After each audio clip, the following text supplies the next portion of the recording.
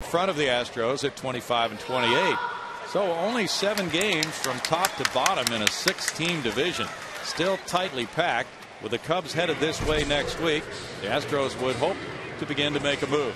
And they have a chance of playing 2 clubs in front of them in the standings here on the second and third legs of this homestand. Andrew McCutchen had quite a major league debut. 2 for 4, a walk, 3 runs, an RBI, and a steal in his debut yesterday against the Mets. 22 years old, and he takes strike one. His family hurried to get there. Family from Fort Meade, Florida, saw that debut against the Mets. Andrew, a first-round pick in 05, the 11th player drafted. Hampton does not get him to bite on that one, and the count is 1-1. McCutchen was hitting .303 in Indianapolis with 4 homers. He drove in 20 in 49 games. Last year, he was an all-star at AAA, hitting .283 for Indy.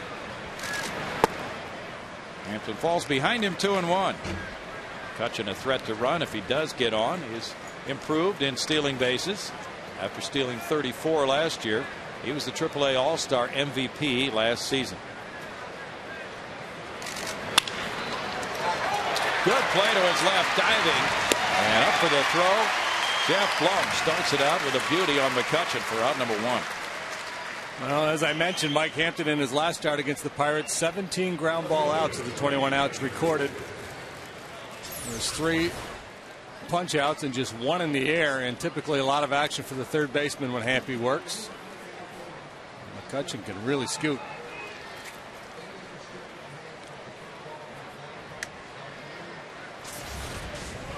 Another speedy player, Nigel Morgan. Looks at ball 1. Morgan, a .280 hitter with no homers, 18 runs batted in. There's a .359 on base average. Alberto Arias was hit in the head during batting practice by a thrown ball. He had to be taken to the hospital. Fouled away. There's an announcement being made on his status right now. He was down for quite a while on the grass in right field. The Astros got some trainers out to him. I believe I heard the phrase concussion-like symptoms. Okay. Which I guess means you got a really bad headache. All kinds of balls flying around in batting practice in the outfield. Apparently, he was just playing catch with Wandy and whiffed. Oh, really? That's what I was told, yeah. That's weird. Tipped off the end of his glove and smoked him.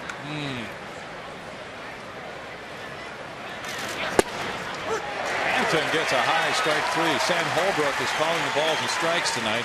That's a good sign for the pitchers if he's going to call them up there.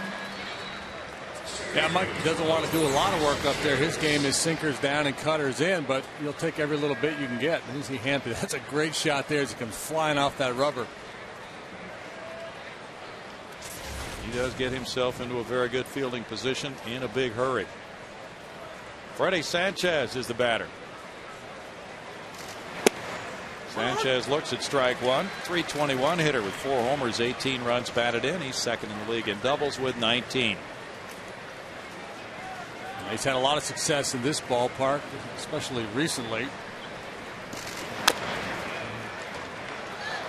They come in bunches for Freddie Sanchez. He's a lot like Tejada. He doesn't strike out much, doesn't walk much. He makes contact and he hits balls up, down, in and out.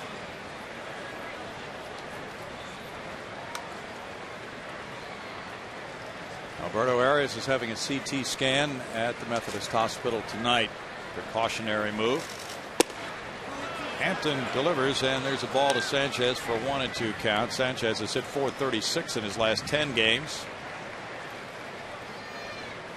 One of the veterans on this Pirate club. Pirates are 13-9 in the last 22 games.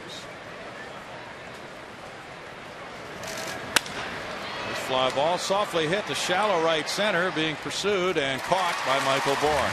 So 1-2-3 first for Mike Hampton, no score.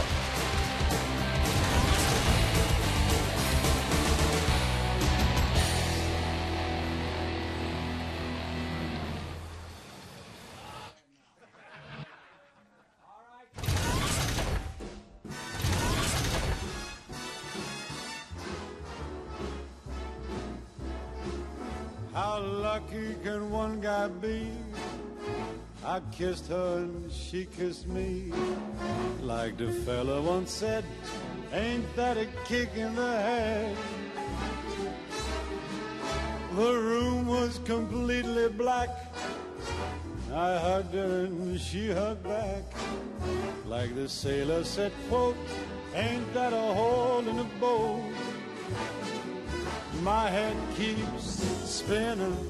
I go to sleep and keep grinning. If this is just the beginning, my life is gonna be beautiful. I've sunshine enough to spread. It's just like the fella said. Tell me quick, ain't love a kick in the head?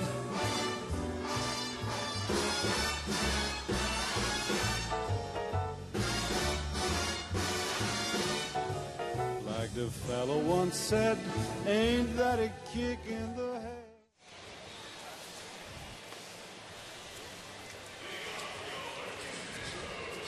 It's Pittsburgh 0, Houston coming up with the Southwest Airlines starting lineup for the Astros, who have won 5 of their last 7.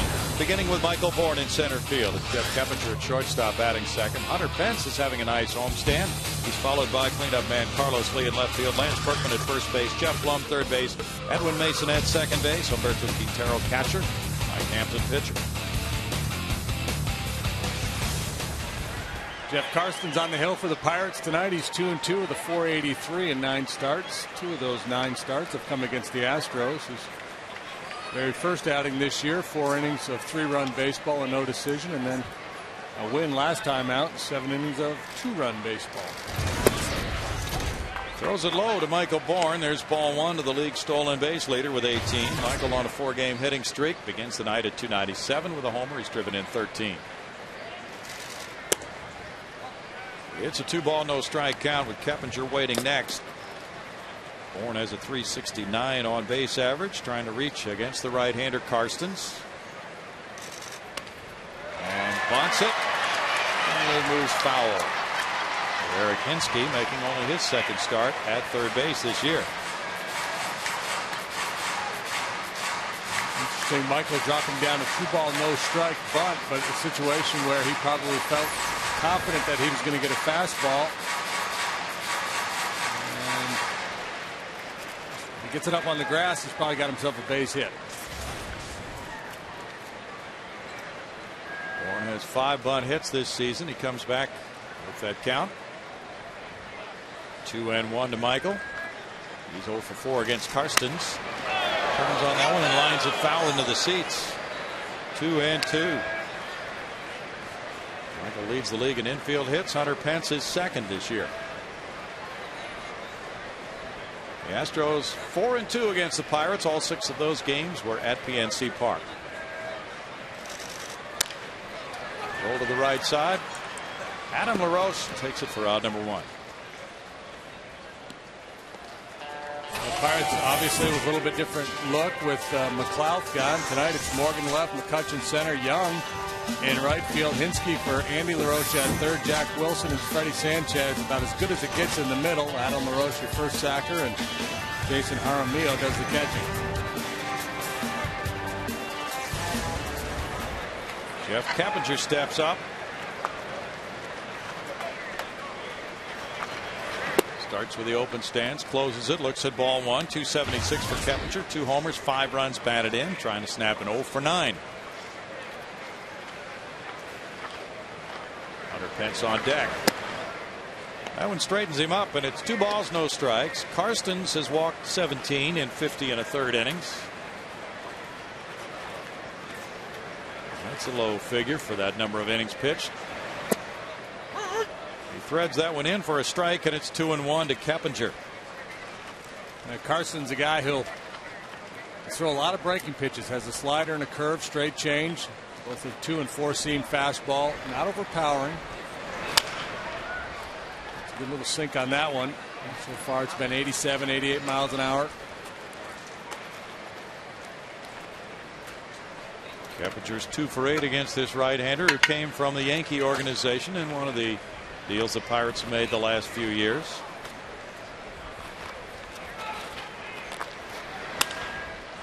Roll to the shortstop. Jack Wilson handles, out number 2.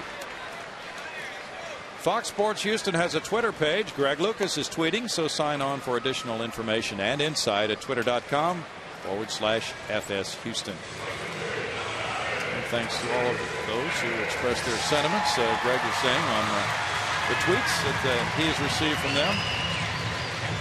That's my mother. Thank you very much for that. Good to have you back in the saddle, Browning. Thank you, and thanks to you for doing your excellent, fine job, and Dave Raymond and Brett Dolan. You guys had some fun the last couple of nights. Not as much fun last night as the night before. No, I felt bad for Brett. Dave had a much better game to work. Strike to Hunter Pence, 339 for Hunter. 6 homers, 22 runs batted in, and a .414 on base average for Hunter. He hit a bomb for you guys off the railroad tracks a couple of nights ago. That 4-hit game had a triple as well. There's the big hook. Karsten's 26 years old from San Diego, went to Grossmont Junior College and then on to Texas Tech. He was 2-6 as a Pirate last year. He gets Hunter out in front of another big curveball, and it's 1-2 for Karstens. Karstens a 19th round pick by the Yankees in 2003. He and Ross Ollendorf and 2 prospects traded for Xavier Nady and Damaso Marte last July. Into left field, a single for Hunter Pence. He got it by a diving Hinsky.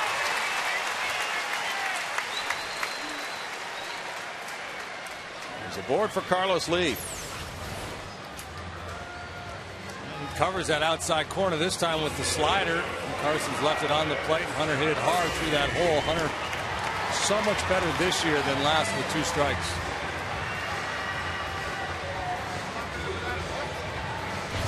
Lee has delivered 31 runners. He has 9 homers and a .315 batting average for El Caballo. Lance Berkman on deck. Lee scored his 900th career run on Wednesday night in the 7th inning. 6 for 15 in that Rockies series. There's a throw over to first.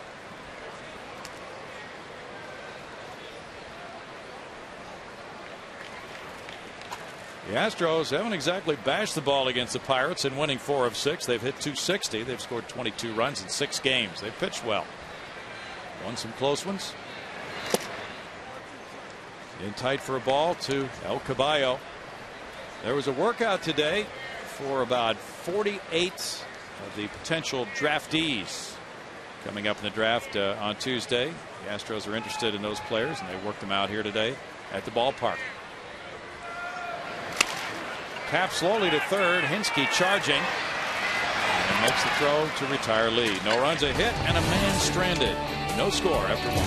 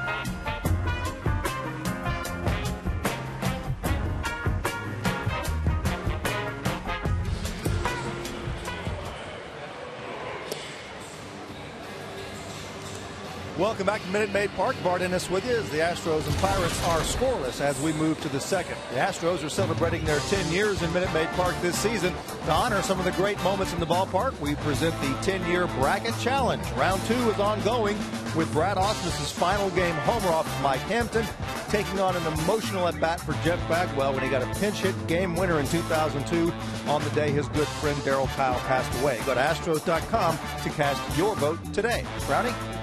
Thank you, Bart. Pirates nothing, Astros nothing after 1 here at Minute Maid Park. And it's Adam LaRoche on a 6-game hitting streak. First up in the second inning. Mike Hampton delivers ball 1 to a .245 hitter with 7 homers, 24 runs batted in. Adams 8 for 19 during his 6-game streak with 4 doubles. Did very well against the Astros. He chased that one, and the count runs to 1 ball, 1 strike. Adam 9 for 18 against Houston pitching this year with a couple of homers. He's driven in 4. Left-handed hitters are hitting .310 against Mike Hampton. .443 for Adam the last 18 against Houston. Be time to rework the scouting report. What do you have in mind? You've seen this guy for a while. Maybe the report should be whatever we've been doing, just do the exact opposite. I don't know. I think he's a lot of, he's different than some left-handed power hitters, most actually, because he handles the ball up pretty well. Most left-handed power hitters are good low ball hitters, but man, he got on a high pitch there. Yeah. One down to Masonette. 1 out. Well, Hampton gave up that leadoff homer in Pittsburgh to Nate McLouth. And, of course, you can make a whole lot out of that leadoff home run. First batter up in the game. Oh, boy, this could be a rough day. It wasn't rough at all for Mike, and he breezed after that. They didn't have another runner reach second base against him. Gave up 2 more hits, 1 an infield hit after the home run by McLouth, and that was on an 0-2 pitch. Young takes strike 1. 298 with 10 runs batted in for Delwyn Young. And as JD mentioned, right field has been problematical for the Pirates, so he gets his shot there tonight. They've looked at Brandon Moss quite a bit in right field. Young's a switch hitter. 1 ball and 1 strike, and they can go to a right-handed bat if they choose to do that. But Young has been a good spot player for them this year. This is his 8th start in right field. He started 3 times at second base. Former Dodger. And from everything I'm reading the Pittsburgh papers and talking to people at the club, this McLouth deal kind of caught everybody off guard. There wasn't a whole lot of talk about McLouth being moved. I guess the Pirates perpetually in that situation where they're looking for prospects and willing to move veterans. It's kind of been their MO for a while now. So I guess no deal should really shock you. It's kind of ironic because for the last 2 or 3 years it's been Jack Wilson every time we play the Pirates. Jack Wilson will soon be dealt. So it's all over the newspapers. And lo and behold, Jack Wilson remains a Pirate. 2-2. Well, here we are in the midst of a season, roughly 1/3 of the way through, and that was a shocker of a deal, as you're saying. And the players are into that everyday mentality of trying to win a baseball game, but still sometimes that makes them scratch their heads and wonder where things are headed. Ground ball to Masonette. And the reality of the situation is, if you're the general manager and you have a deal that you think is going to make your club better, whatever your plan is, whatever you're thinking, whether it's next year, right now, or 3 years down the road, if you feel like it's the best deal, you've got to make it. You've got to be willing to take that hit, whether it's from the media. They're hearing it from the clubhouse. Apparently the guys that McLouth normally plays cards with pregame, they lit a little candle. Yeah. And had his uniform there. He's very popular with his teammates. But if you think it's the right deal, you got to do the deal. Mm-hmm. And apparently this Gorkas Hernandez, I think that's how you pronounce it, Gorkas, is a guy with pretty significant upside. Also got Charlie Morton in the deal. He's pitching for them. He already pitched a game yesterday at AAA. Caught an early morning flight and pitched very well for Indy in that one. Had good numbers for Gwinnett County and the Braves organization. And he could be with them very soon in their rotation. Rolled out to second. Masonette to his left. Pitcher has to cover, and Mike Hampton does so. Berkman was taken out of the play when he went for that grounder, and Hampton makes the catch on a 4-1 out number 3. 3 ground ball outs for Mike. No score.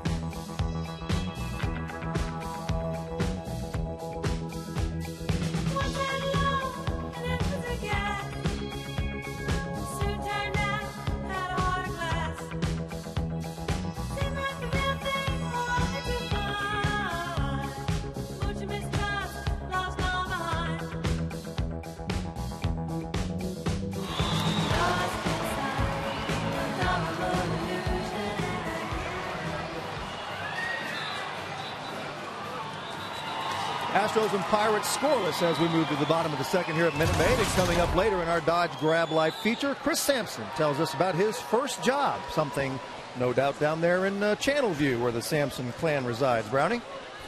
Oh, they do reside there, and they love it in Channelview. Quite a following, too. Well, we look forward to that. Lance Berkman works at ball 1. 242 for Lance, 10 homers, 32 runs batted in. He tries to get it started here in a scoreless game in the bottom of the second inning with Jeff Blum on deck. Edwin Masonette to follow. Karstens throws that one for a strike call, and it's 1-1 for Lance. Lance a .250 hitter against the Buccos this season. Lance is on a 4-game hitting streak. Takes that one for a ball, and it's 2-1. Oh, Andrew McCutchen, the speedster in center field, really shortened up for Lance. The great center fielders tend to play shallow, but there's a whole lot of real estate behind him.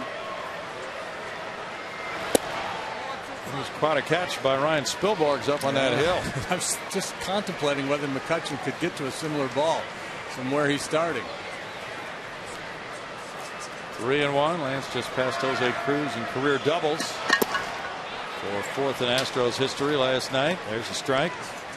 3-2. They've been tied for several days. And now still working on those 2 more homers to give him 300 for his career. He would become the 7th switch hitter to do that.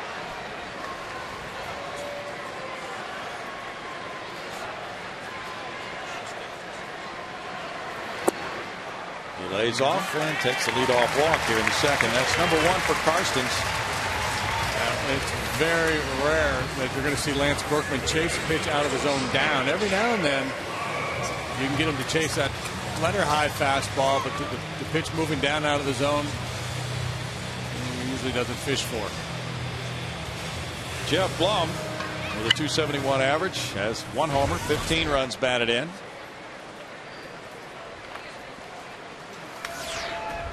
Jeff was on a 6-game hitting streak that was snapped last night. Strike. He nursed that hamstring injury for about 8 days. Now has been able to get back in and resume his production. Made a very nice play to open this game on McCutchen. He's only made 1 error in his last 88 games at third base since July 26th of last year. Berkman draws a throw. Blum, are you talking about? Yep. That's pretty good. It is. That's really good. Solid. Throw is always true. Yeah, he and Vinny Castilla both have 2 really accurate arms from Astros third baseman To his left, there's the spin and the throw to second for Sanchez, and the gun on to first by Wilson. 4-6-3 double play, and those two are magicians. Bart. Well, Bill, Lance Berkman and the Astros continue their series with the Pirates tomorrow night at 6:05. Make sure you arrive early, as the first 10,000 adults 16 and older will receive an Astros athletic workout towel courtesy of Methodist Cancer Center. Astros baseball is a steal of a deal, as tickets start as low as $7 for adults and just $1 for the kids. To get those tickets, go to Astros.com or call 1-877-9-ASTROS. Brownie, back to you. Look at those hands. Whose hands are those? George Costanza. The hand model. Jim Elston. Beautiful. Strike one to Edwin Masonette. 382 for Edwin. 1 homer, 6 runs batted in. This is his 10th straight start at second base. Does Tim get a talent fee for holding that towel? He does. No balls, 2 strikes. The very lovely and talented Kim Elston has modeled a lot of things. Probably not any towels. It's 1-2. Masonette filling in capably for Kazuo Matsui, who got an injection in his injured hamstring yesterday. Jeff Geary is not quite ready to go out on a minor league rehab assignment yet. He'll stay here on a throwing program. Astros have changed the outlook on his program today. And Jose Valverde threw another simulated game this afternoon. He's coming along well. Up the middle and on through into center. Sharp single for Masonette with 2 outs.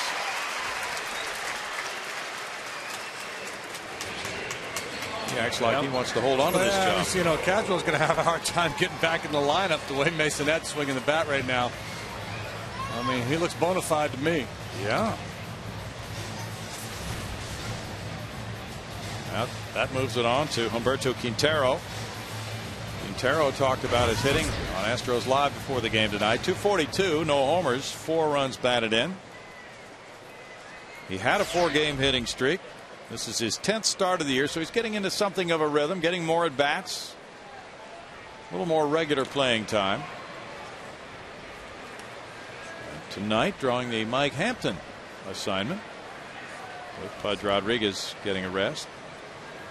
Pudge had an RBI single in last night's game. Hampton on deck. There's strike one. Usually we see Quintero catching Felipe Paulino. Felipe had a fine game last time. He caught Hampy last Sunday in Pittsburgh, and it worked so well that time, you might as well stay with it. Yes. Why break up a good thing? Hampton gave up 3 hits and 1 run in 7 innings in that game. Had 1 walk and won a tough 2-1 game, and the Astros really started getting good solid pitching in that series. They carried it over to the Colorado series for the most part. They're working now with Wandy Rodriguez to see if he's tipping his pitches. Yeah, it was funny when I saw that come out in the story in the paper today, because watching the game, doing the game last night in the middle innings, that's precisely what I thought. I said they're swinging like they know what's coming. And sometimes it's just a matter of hitters having good at bats and kind of guessing along with the pitcher, but there may be something to it. Well, we saw him working with some of his teammates on the field on that very thing, just kind of demonstrating and figuring, is he turning his hand a different way on, for instance, a curveball compared to a fastball. And we saw Ed Romero out there. There was a lively discussion with Pudge Rodriguez and Wandy and Ed. So they were trying to get it nailed down, it appeared, during BP tonight. Fouled away. Wandy, in the interviews after the game last night, seemed fairly convinced that he was tipping. So he knew he was tipping his pitches, or he felt like he was, but he didn't know what he was doing that was giving it away. And a lot of times what it is you'll fan your glove if a pitcher goes in to get the ball. And if you're going to throw a changeup or something that's a little bit more of an awkward grip, the glove will flare, and that'll tip off. So you got to make sure. A lot of times, what you do to remedy that is flare your glove all the time. And, but other times, it's just sometimes when you start your delivery a little bit higher on a fastball for no particular reason, and sometimes it's only from the stretch. Sometimes it's from the full windup. You'll do something that the hitters will pick up on, and the guys in the dugout are always watching. That's what Cecil Cooper talked about. He said sometimes I'll move where I'm sitting so I can get a better look at the pitcher and try to figure something out on him. Popped up on the right side. Ray Sanchez handling out number 3. No runs, a hit, a man stranded after 2, no score.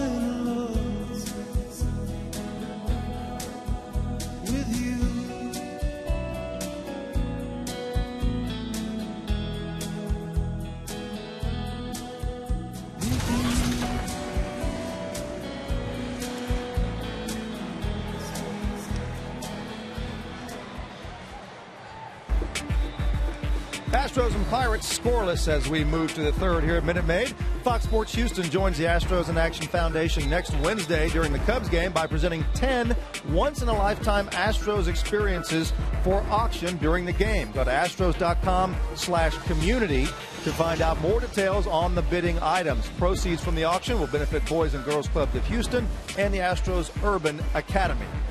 Patty and I will be out there in center field, guys, working that tote board. I've always wanted to say on the air, let's go to the tote board. Oh, yeah. Now I get to do it. You get to be Jerry Lewis. Absolutely. You'll be good at it. Can't wait. Jason Jaramillo, switch hitting catcher, looks at one in the dirt. There's ball 1. Mike Hampton has set down the first 6 in this game. 4 on grounders. Jaramillo, 282, 1 homer, 12 runs batted in. Has been on a good run lately. Got his first career 4 RBI game yesterday, going 2 for 4 against the Mets. Hampton clips the corner, and that evens the count at 1-1 on him. On Tuesday, he hit his first major league homer off Johan Santana. He's had a fine week already. Hampton throws ball 2, and it's 2 balls and a strike for Mike, who has beaten the Pirates in his last 8 decisions against them. Lifetime record 12-3 against Pittsburgh, a 2.51 ERA.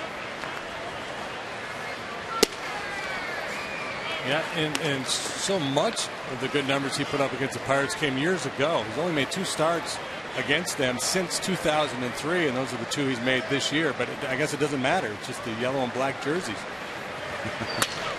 Bouncer third, Jeff Blum. That's a nice groove for Mike Hampton at the outset of this game. 7 straight. And Jack Wilson follows. Hampton needs only 1 more strikeout to tie you, JD, for 3rd place on the Astros all-time list for strikeouts by a left-hander. Yeah, he's in pursuit of Bob Knepper. Knep's the all-time leader for lefties with 946. Astro lefties, that would be. Strike to Wilson. Well, if he gets Jack here, we'll have to stop the game and we'll go down and have a little ceremony. Wilson 264, and in his 33 starts, the Pirates record is 19-14. Whoa! Like his footing gave way on that swing, and it's 0-2 to Jack. Well, Jack diving to cover the outside corner, looking for a sinker, and Mike throws him a cutter right in under his kneecap. He can't check a swing. His stuff looks crisp again tonight. 1 ball, 2 strikes. This is start number 11 for Mike. Just coming into a nice rhythm at this point of the season after a rugged start. In the air, Jeff Blum over and out of room. Still a 1 ball, 2 strike count. Pitcher Karsten's on deck. Roy Oswalt starts tomorrow. I think as a pitcher, you're going to make 30 or so starts over the course of a year if you stay healthy, and you're going to go through periods where you feel real sharp, and those are the times where you really want to take advantage and dominate. And then there are periods where you go out there and you got a little bit of a dead arm and your stuff's not quite as crisp, and that's when you really have to battle and hang in there and compete.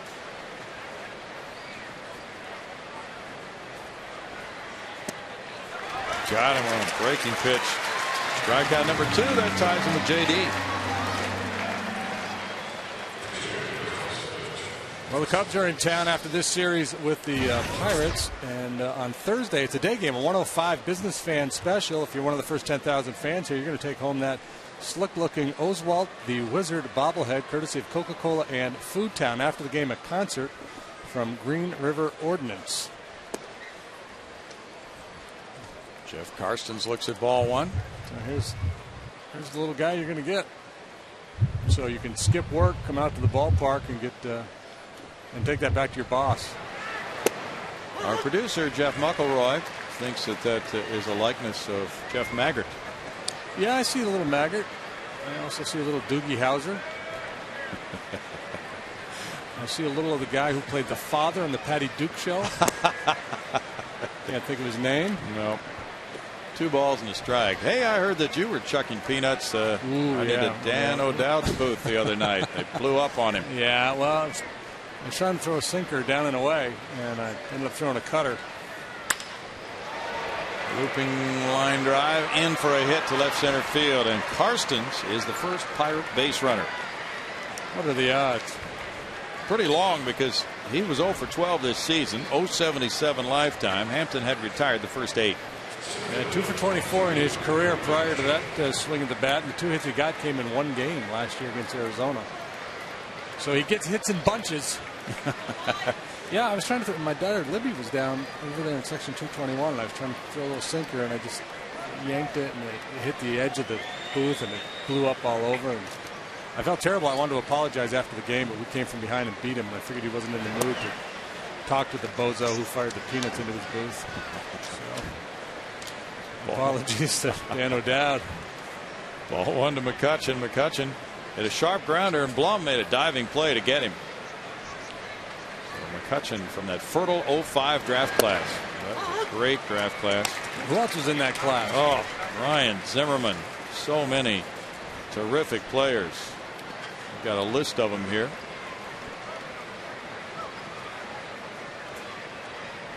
Somewhere. 1 ball and 2 strikes. Well, there was Ryan Zimmerman, and then Justin Upton, Alex Gordon, Ryan Braun, Troy Tulowitzki, Mike Pelfrey, Jay Bruce, Jacoby Ellsbury, Craig Hansen, and Colby Rasmus. Wow. Were they all first-round picks? They were all first-round picks. Good job by the scouts in 05. And the draft comes up Tuesday. Yep. In the hole, Keppinger goes to second, and a Masonette for the forced play on Karstens. No runs a hit, a man stranded, no score in the 3rd.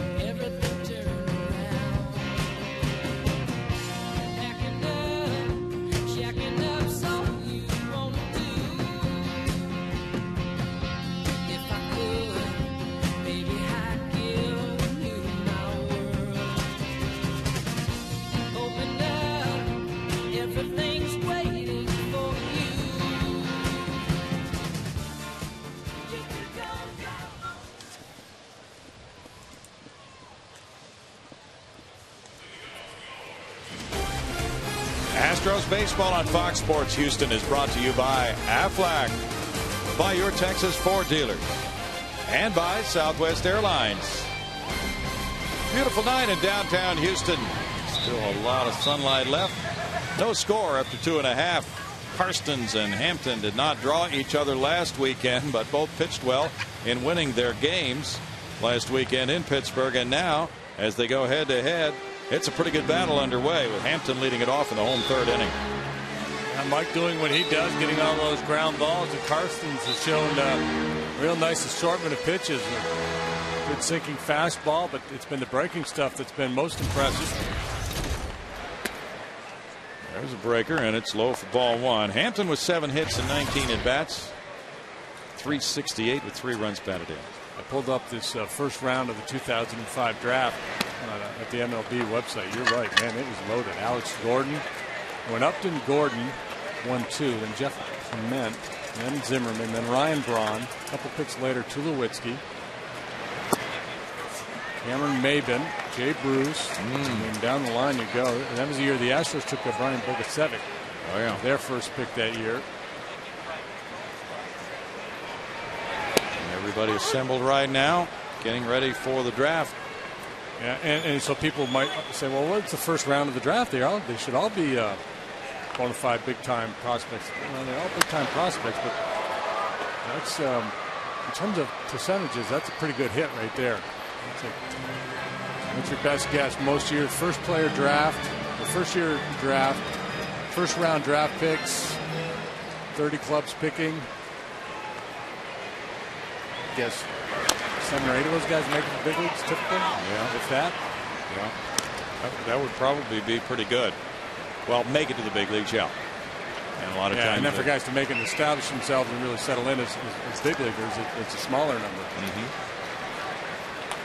And if you go back over the history of first-round college pitchers, it'd be interesting to see how many 20-game winners you could find, and Cy Young Award winners, because you just can't. On that the other day, and it was very, very, and that's why the Nationals are hung, because they're targeting that kid out in Strasburg, kid out in San Diego, and they got to take him. He throws 100 miles an hour. Bouncer and on through past Hinsky into left field. Sharply hit by Mike Hampton. He found a hole for it for hit number 8 of the season for Mike. Leads pitchers in hits and batting average. Jack in the Box standings feature the National League Central. The Brewers and Cardinals share the lead. Reds are 2.5 back. Cubs trail by 3.5. They're coming in here next week. Pirates are 5.5 behind, and the Astros trail by 7. Kind of fun. We got a 6-team division, and only 7 games separates top to bottom. Now, just looking at all the divisions, there's one other with 7 games from top to bottom.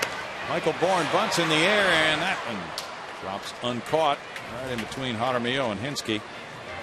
So strike 1 to Bourne, and that's the American League Central. 7 games separating first place Detroit and last place Cleveland, but that's a 5-team division, and the Astros are playing in a 6-team division. So this week they're off to a nice start in this homestand, and just hope they can continue to do what they've done here against the Pirates. They are 49-20 at Minute Maid Park against Pittsburgh. Since this ballpark opened in 2000, they have a better record here against only the Colorado Rockies. Line shot left field corner. Hampton hits for third base. Bourne is right on his heels going into second. Nigel Morgan hits the cutoff man, and there's an opposite field double for Bourne. His 11th two-base hit, giving him a 5-game hitting streak.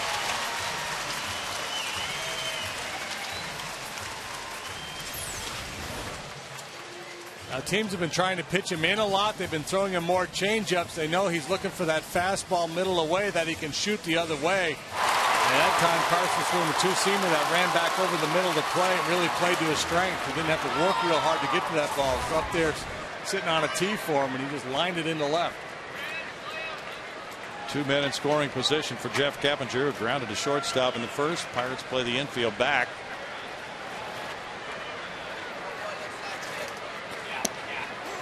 Two runners in scoring position. They don't want to pull the infield in here, especially with the big bats coming up for the Astros, so ground ball to the middle of the diamond here. Certainly ground ball to second base will get one in and one over.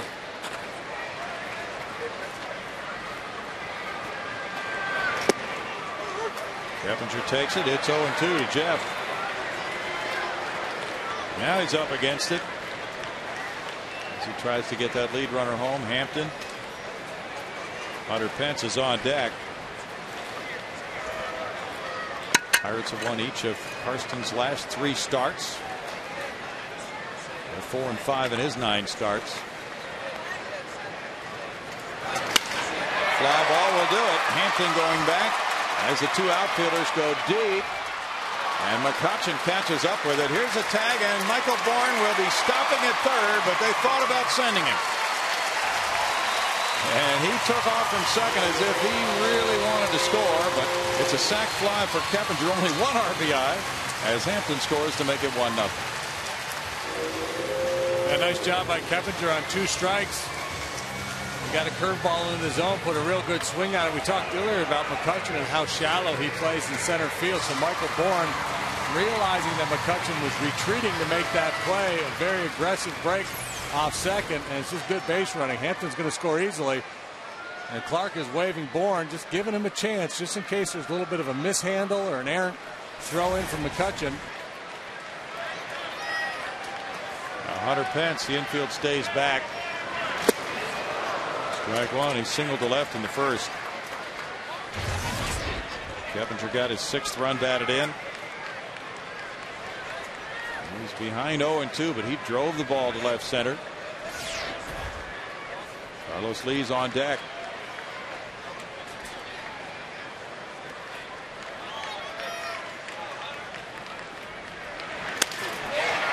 To right center field, giving chase Delwyn Young. And that will allow Bourne to waltz home. Another sac fly. Hunter Pence gets his 23rd run batted in to make it 2-0. Keppinger and Pence with situational hitting.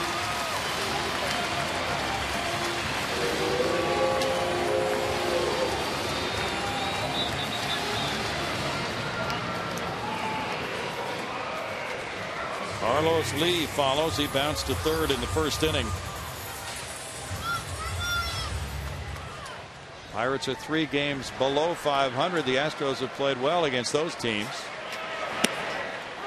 There's strike 1 to Lee. They are 12-5 against teams under 500 this season. Against teams with 500 or better records, they're 11-24. Fly ball left field. Nigel Morgan. 3 fly ball outs for Karstens. 2 runs, 2 hits for Houston. 2-0.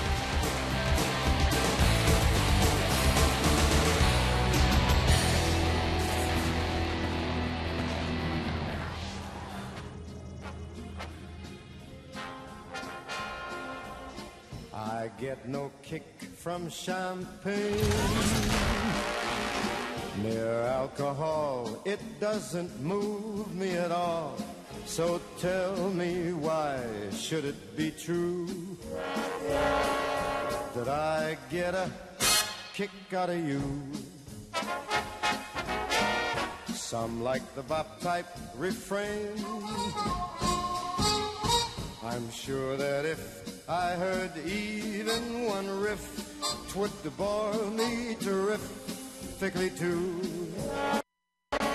Yet I get a kick out of you. I get a kick every time I see you standing there before me.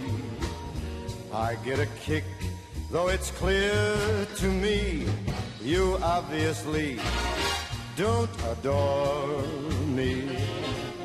I get no kick in a plane flying too high with some gal in the sky is my idea of nothing to do. Yet I get a kick out of you.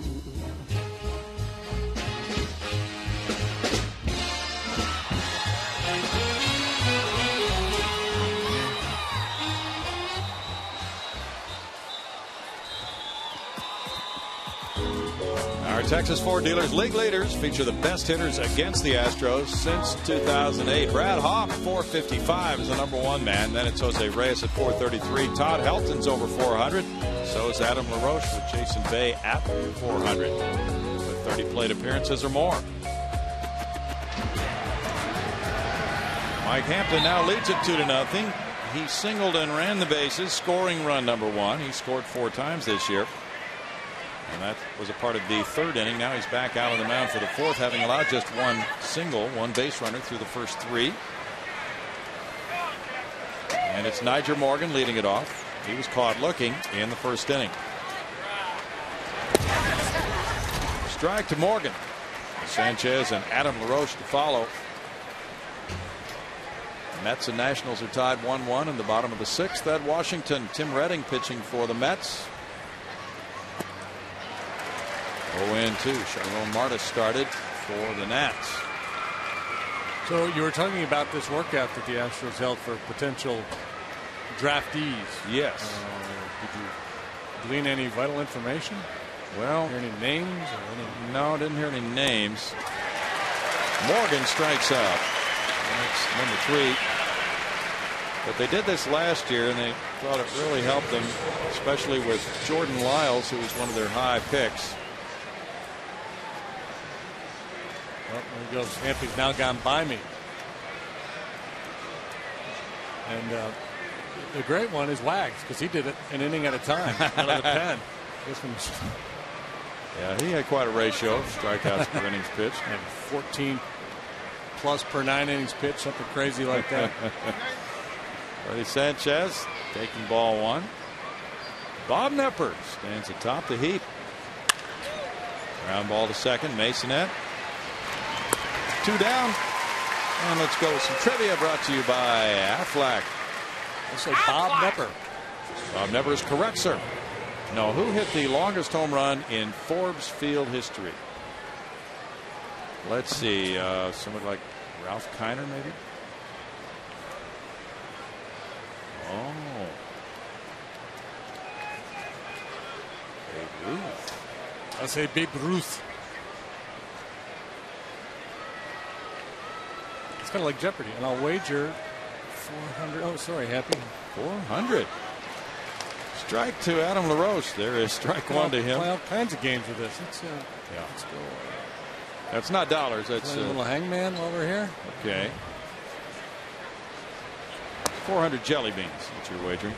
1 ball and 1 strike. As long as I can be in the showcase. So anyway, you get these kids in here not only to watch them play, but to kind of get a feel for who kind of may be ready, who's mature enough, or not that they're not all prospects at this level. They're not bringing in late round guys. They're bringing in top notch players. And the other thing, I was talking to Bobby Heck the other day, so they like to get him in here because they see these kids at high school fields and summer league fields. Sometimes you can get fooled. Yeah. So if you see a kid, busting the ball out of a big league park, okay, this guy's legit. Exactly. 2 balls, 2 strikes. And with some, they might not have had a chance to visit extensively about signability issues, so they get a chance to sit and talk a little bit. In addition to watching them perform against each other. Hampton gets strikeout #4. Dazzling on that pitch. Pull the string to maintain his 2-0 lead. Flying by me now.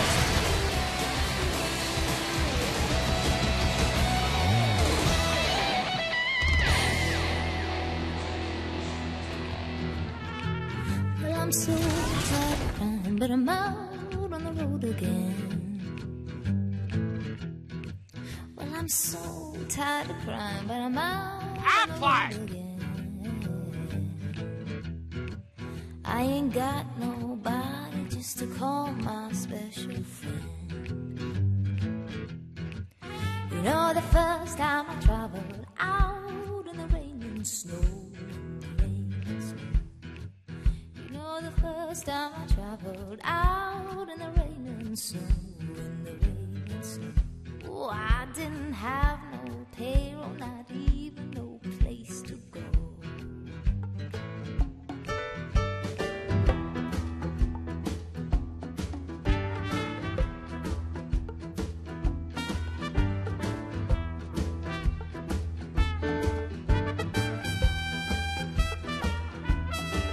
And my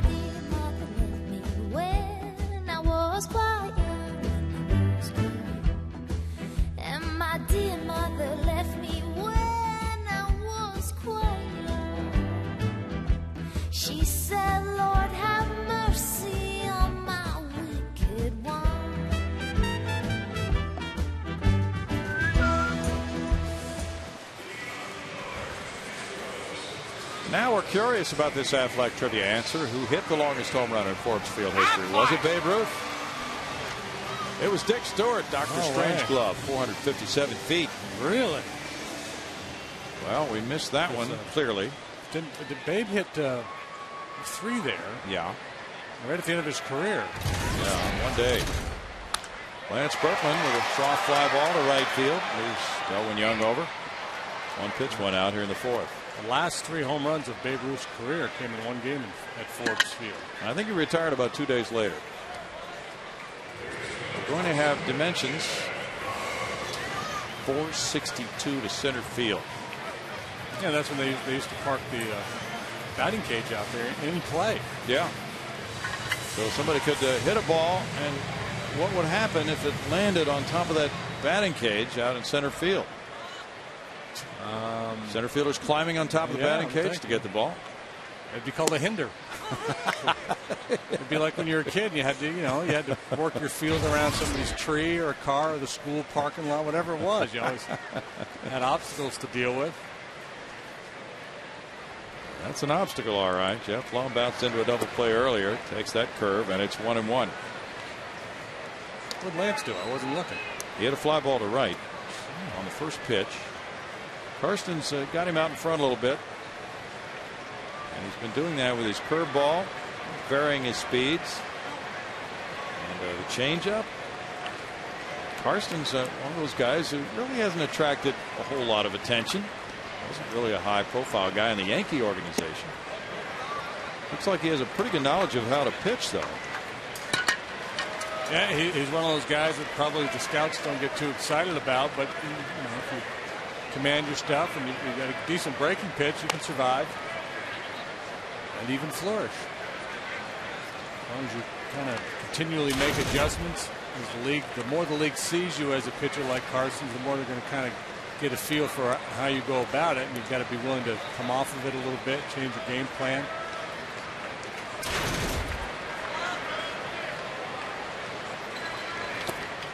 Blum takes it in the dirt, 3-2. Two guys who need not change their game plan tonight are involved in pitching that Angels-Tigers game in Detroit. 0-0 after 8 for Ervin Santana of the Angels and Justin Verlander of the Tigers.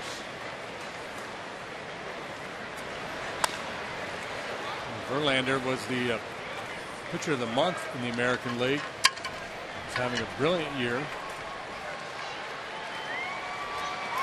Tigers had such high expectations last year because of their lineup. They're learning that you got to pitch. Pitch and play defense, that's their MO this year, and they're a first place club because of it. Blum takes a walk. That's number 2.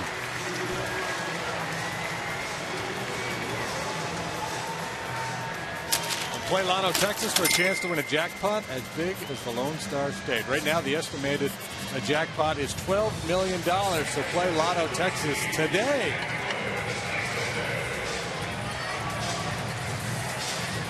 That's motivation enough. $12 million. Yeah, that's like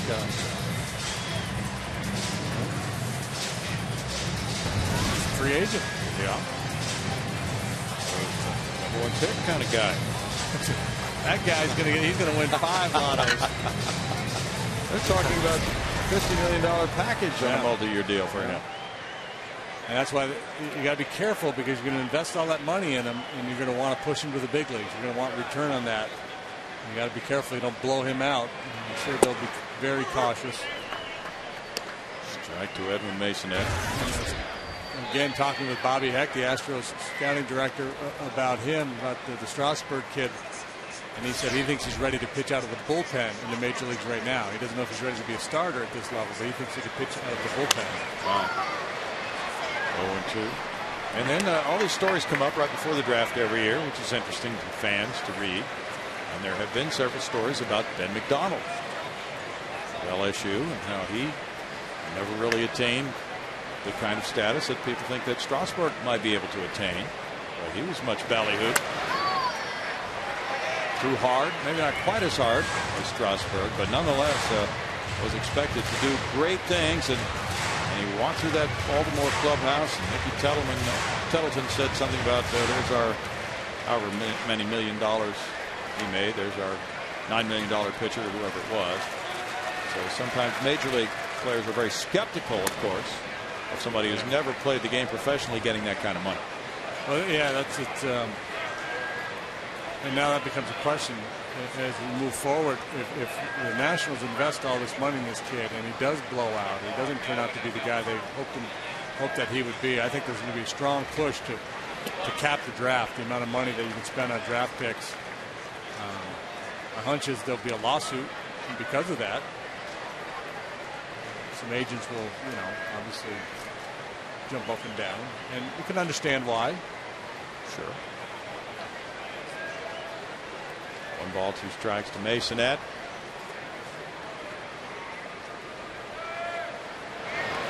Masonette flying very high against the Pirates with a .727 batting average against them this year.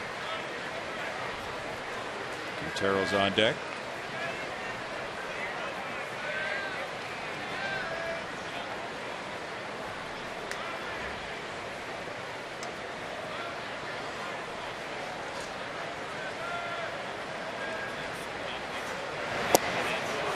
Swing and a miss. Gets Karsten's strikeout number 1. Well, Benny Donald ended up having a halfway decent major league career, did he not? Yes. Yes, he did. But that's the problem with the expectations being so high. A lot of cautionary tales out there. The guy I always think of is Brian Taylor, the kid that the Yankees picked out of high school, first pick, and threw a bunch of money, well, relative to the time. Probably seems like a pittance now, but they threw a bunch of money his way, and he got hurt and never pitched in the big leagues. Steve Chillicott. Roberto Quintero. He was the Mets' first round pick way back when. There are many players you could name who just never surfaced in the major leagues. Chillicott picked in 1966. Ahead of Reggie Jackson. Brian Taylor was the second amateur to be picked first overall and never reached the big leagues. Chillicott was the first in '66. Not just a first round pick, but number 1 overall. Yeah. 0-2. Giants lead the Marlins 2-0 at Florida in the bottom of the 4th inning for Barry Zito against Chris Volstad. On the heels of the big unit. He was 300. Pablo Sandoval hit his 4th home run, a 2-run shot. But Taylor got in a fight in a bar. That's how he got hurt. Yeah. That would make an organization squirm a little bit, spending that kind of money. Well, how about the Bush, Matt Bush, the kid the Padres drafted number 1 overall? He had a similar experience, didn't he? Yes. And that's one reason you talk about Bobby Heck and what he said to you and why you would want to sit down and talk with a youngster. Yeah, you'd kind of like to know what's going on, if anything, in that brain before you commit those dollars to somebody. No kidding. You'd want to run a full battery test. Football, they do that Wonderlic thing. I don't think there's anything like that in baseball. But make sure you do your homework on a kid before you give him $50 million. Yeah. Due diligence. There's probably not going to be any TARP bailout if that doesn't work out for you.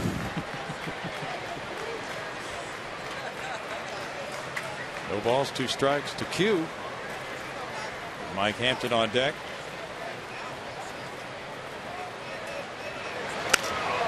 Pops it up. Second baseman heading out, Freddie Sanchez, and that drops in front of McCutchen for a looping pop fly single for Quintero, getting blown to third base for Mike Hampton. Yeah, exactly. For Mike Hampton against just about any other pitcher, or 90% of the pitchers in the league, you would think, well, no biggie, we'll get out of this mess with the pitcher coming up. But Mike Hampton, 1 for 1 today with a .368 batting average. Well, it's up to .400 now. So that's a little bit of a challenge. Check out those foul pulls. Anytime an Astro player hits one of the Chick-fil-A foul pulls, fans from the game can take their ticket stub to any greater Houston area Chick-fil-A for a free Chick-fil-A chicken sandwich. Well, the question is, could Mike Hampton hit .400 for a season? He and Joe Mauer. Line shot foul. Singleton scored in the 3rd inning. Ripped that one for strike 1 here in the 4th. that slider that just tumbles and backs up. Just out in front of it a little too much, but he knocked the tar out of it. The .245 major league hitter for his career. That one didn't look so good, and it's 0-2 to Mike. Wonder if any Astros starting pitcher has ever hit 400 for a season. No. What's the threshold that I bat? We'll have to make it up. Yeah. 50 maybe. I've never hit 300 for a season. That's okay. I'm guessing. I don't know. Worth researching for sure. Boots is on it. Yeah, he's all over it. He now is very interested in the evening. He was pretty sedate until now. He's scurrying through his logs. And a strikeout for Karstens ends the Astros fourth. No runs, a hit, 2 men stranded after 4. It's Astros 2, Pirates nothing.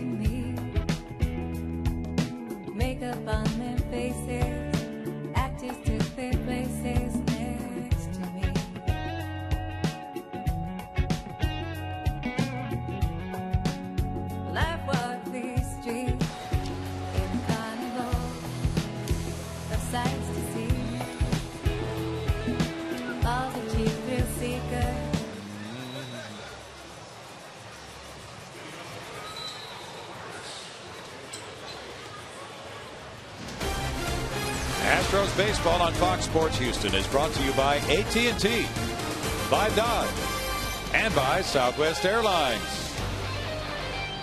It's a pretty evening with a full moon above downtown Houston, and the Astros lead the Pirates 2-0. Meanwhile, before the 5th inning starts, we're going to step aside for our Reliant Energy power play. And Mike Hampton, with 4 strikeouts tonight, had blown past Jim DeShays on the all-time Astros lefty strikeout list. I'm not even bitter about it, Brownie. I knew this day would come. I'd be knocked off that medal stand. What kind of a ceremony will we have after the game? Will you toss him a bag of peanuts? I'll just shake his hand and tell him, and he'll go, "What? Really? Who cares? I didn't know that." I got places to go. Talk to you tomorrow. Delwyn Young looks at ball 1. Young hit a ground ball to second base in the 2nd inning. 7 ground ball outs for Hampton so far in the first 4 frames. Oh, it's amazing. And sometimes it can get into your head as a pitcher when you make consecutive starts against the same club. You can think, gee, they're going to be, it's what I did last time is going to be fresh in their mind. Maybe I need to change my game a little bit. Not so. Stick with what you do best. Line to left field. Carlos Lee over. He gets in front of it. And Young takes the turn, holds on with a single. With number 2 for the Pirates. Carlos plays a deep left field. The other night a ball dropped in between he and Miggy out there in shallow left field. But because he plays deep, he's been able to cut balls off and also be able to play balls off that wall and hold hitters to singles. And it's really important with Hampy on it with all the ground balls he gets. And he got that double play in order. Eric Hensky grounded out to the right side with Hampton covering. Hensky takes a strike. Andy LaRoche normally would be playing but he hurt his left knee yesterday. Not thought to be serious. So it's lefty on lefty with Hinske getting the start. Hinske's been playing well, but not usually at third base. Bouncer Berkman knocks it down. The ball came up on him, and he'll get the out at first base. Looked like he took that one off the wrist for out number 1. Young to second. Hit sharply enough where they likely would have been able to turn the 3-6-3 double play, but Bob just came up and bit him a little bit, and his only option was the play at first.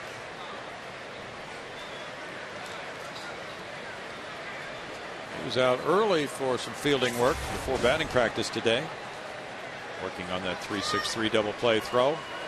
And if nobody's on base there, I think he just turns his body and squares up and catches that ball easily. But he wanted to position himself so he'd go ahead and catch it and then make the throw. Aha. Ball 1 to Jaramillo. He grounded out earlier. He got his first major league hit against the Astros at Pittsburgh on April 16th this year. Jason's from Racine, Wisconsin, went to Oklahoma State. Bouncer over the mound. Backhanded. Masonette with a strong throw takes care of Jaramillo's grounder. 2 outs. Runner at third. Young. Now Jack Wilson. Wilson struck out in the 3rd inning. Cue out to have a chat with Hampy. They've got the pitcher on deck, so imagine that's what this conversation was. Either A, what do you want to do here, or B, let's not forget we've got the pitcher on deck and we don't have to give in to Wilson if we fall behind him. Blue Jays lead the Royals 7-3 in the bottom of the 8th at Toronto. Zach Greinke is human after all. He gave up 5 earned runs in 5 innings tonight. Ricky Romero, 7 innings, 3 earned runs for the Blue Jays. He was part of that 05 draft too. Yeah, I believe you're right. Ball 1 to Wilson.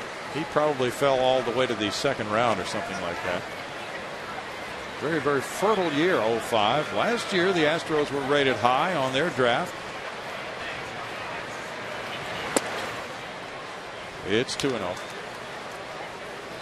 While Overbay hit home run number 6 tonight for the Blue Jays. Adam Lind chimed in with his 9th. Jose Guillen and Mike Jacobs went deep. Jacobs his 10th for Kansas City. Line to right. Hunter Pence in. It's a hit. And he picks it up on a short hop as a run scores. RBI single for Wilson, making it a 2-1 ball game. Hunter was closing on that ball. Really didn't have a chance to lay out and catch it, though. Hit sharply to right for Wilson's 18th run batted in. Yeah, and I think if he was contemplating laying out to catch it, I think he made a prudent choice not to. Just to make sure you keep it in front and keep Wilson out of scoring position. If he leaves his feet there and comes up empty, that ball goes all the way to the wall, and Wilson might circle the bases. Jeff Karstens fouls it. You know, if you're laying out for a ball in the alley, you've got the center fielder there to back you up. But straightaway right field like that, there's a long run for Michael Bourne to come over and help you out. Here's one for you. Steve Blass told a story about Pirates pitchers and how they were trained in the minor leagues on a hit like that to right field. When Roberto Clemente was the Pirate right fielder, they were trained to go cover first. And they said, what? And they said, yeah, because when you get to the big leagues, you've got Clemente in right field, and he likes to throw behind the runner. And the guy rounds first after a hit. Bouncer up the middle. Cappinger with a throw. And in the 5th inning, it's 1 run, 2 hits, and a man left. 2-1, Houston.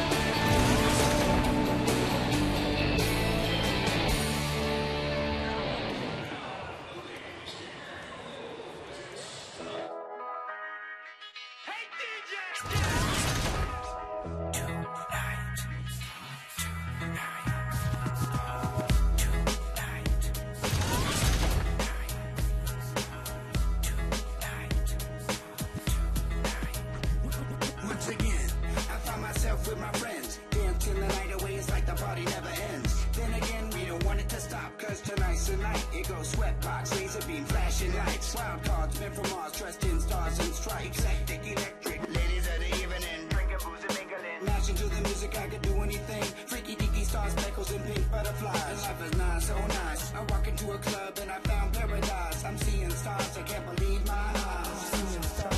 Oh my, starry-eyed surprise.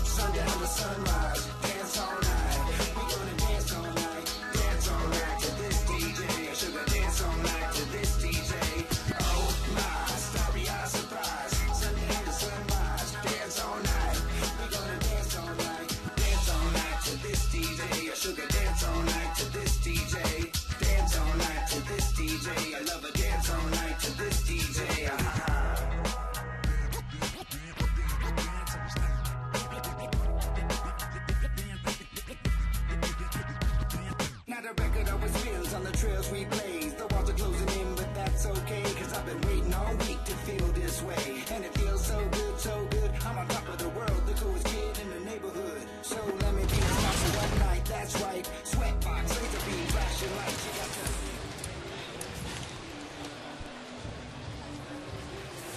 Welcome back. It's a 2-1 ball game. This State and Astros history is brought to you by the MD Anderson Cancer Center. June 5th, 1969. Joe Morgan, you remember him. He goes 4 for 4, including a home run. 4 runs scored. The Astros beat the Redbirds 11-6 at the Astrodome. And there was mayhem and joy and partying throughout the great city of Houston.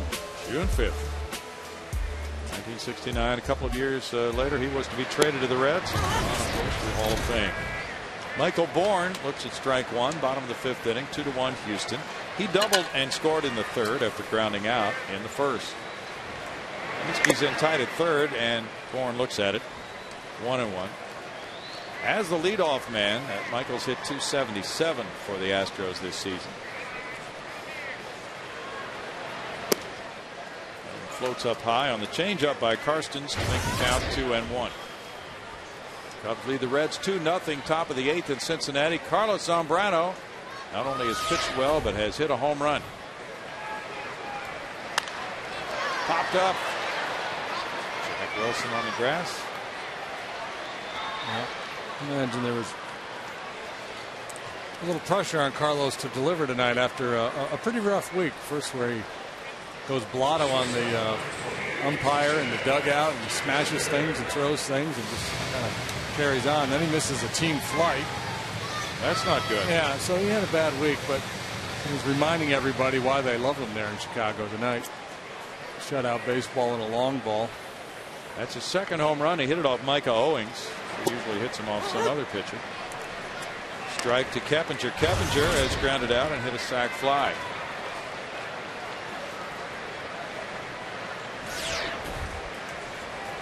2-1 ball game in the 5th. These two teams have played low scoring games for the most part this season. Ball, 1 strike.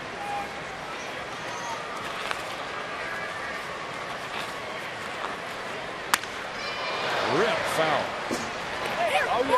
Hampton won 2-1 last Sunday. And Moeller had a complete game 6-1 win. Hampton had a 4-1 win to Pittsburgh earlier this season. Zach Duke shut out the Astros. So generally, when these two teams play, the winning pitcher is very, very good. Jack Wilson blocked it with his chest and recovered nicely. He played that one well. Had his body positioned in case there was a bad hop, and then he took it off the chest the way Pie Traynor used to do. He's got that quick twitch muscle thing going on. Everything he does is quick feet. And he gets the ball from his glove to his throwing hand, ready to throw as quickly as anybody. He's a very skilled shortstop. Feel pretty comfortable, I imagine, when you're pitching and the ball's hitting his direction. Hunter Pence singled to left, hit a sac fly to right.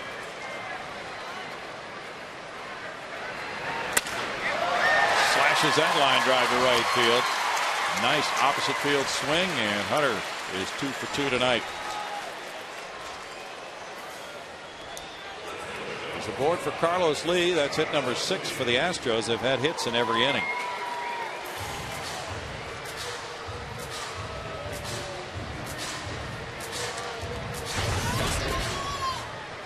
Lee, a ground out and a fly ball.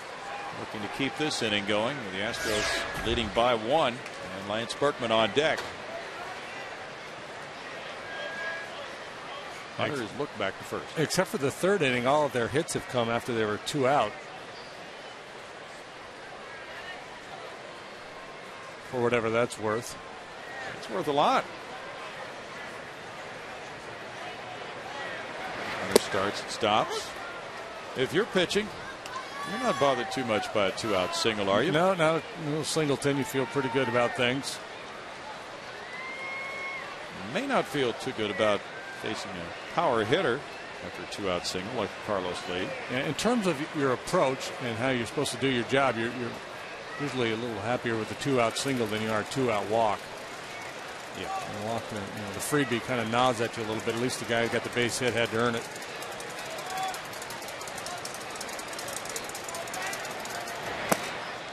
He takes it, and it's 1-1 to El Caballo.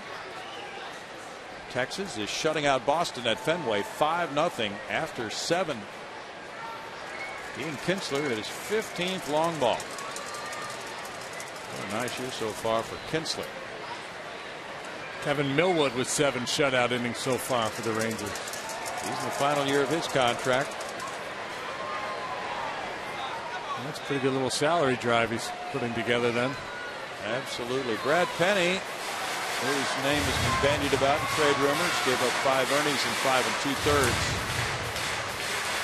What do you suppose the future of Tom Glavine will be? He claims there are a couple of teams interested.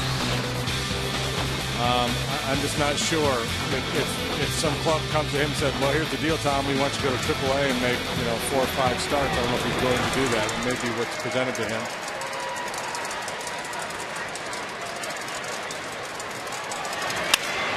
Liner over Hinsky into the left field corner. Hunter Pence is legging it hard to third. Dave Clark brings him to the base and holds him there. Throwing to second, and Lee is out to end the inning. And for the Astros, it's no runs, 2 hits, and a man left. 2-1 Houston.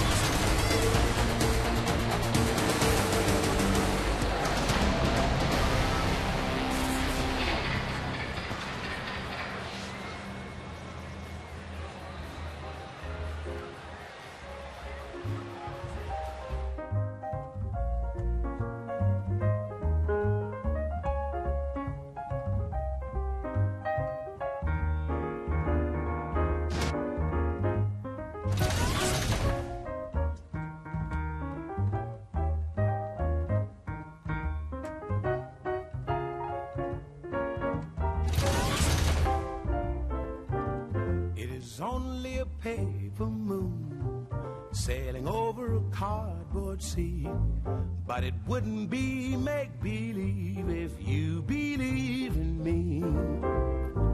It is only a canvas sky hanging over a muslin tree, but it wouldn't be make-believe if you believe me.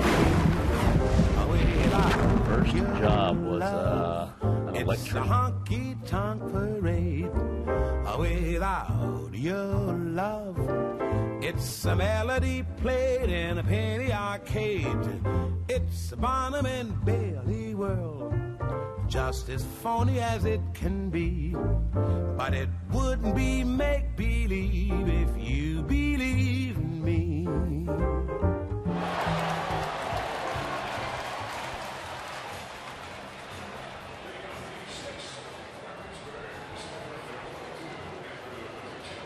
Welcome back to Minute Maid Park. Astros lead Pittsburgh 2-1. Time now for our Dodge Grab Life feature. Here's Chris Sampson on his first job.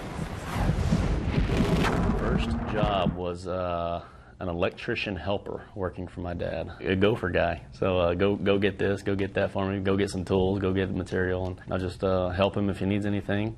Like I say, going to get tools or pulling wire through conduit and things like that.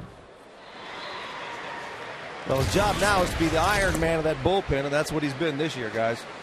Yeah, and he got a save 2 nights ago. As everybody knows, there's ball 1 with a couple of innings of scoreless work when LaTroy Hawkins had pitched 3 days in a row. That was in the 6-4 win Wednesday night. 1 ball, no strikes to McCutchen, who's 0 for 2. I remember years ago saying that Billy Spires was the duct tape of the Astros club. Yeah. I guess you could say that Chris Sampson's the duct tape of the bullpen. Just about any job for you out there. Off the end of the bat, Michael Bourne comes in to Rob McCutchen.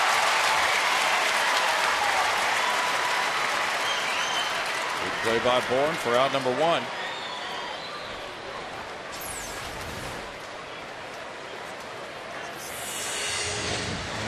Great break. You can see Michael moving. Well, you're going to get a good look at here how quickly he gets off the mark.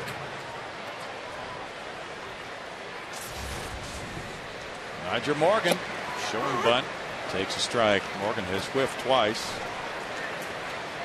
Jeff Plum came in at third base. He stays on the grass now. Back up to the edge of the grass. Morgan, Pirate observers say, is more aggressive than McCutchen. Morgan thinks that he and McCutchen can really cover a whole lot of ground in left field and center field. But McLeod won a Gold Glove last year in center field.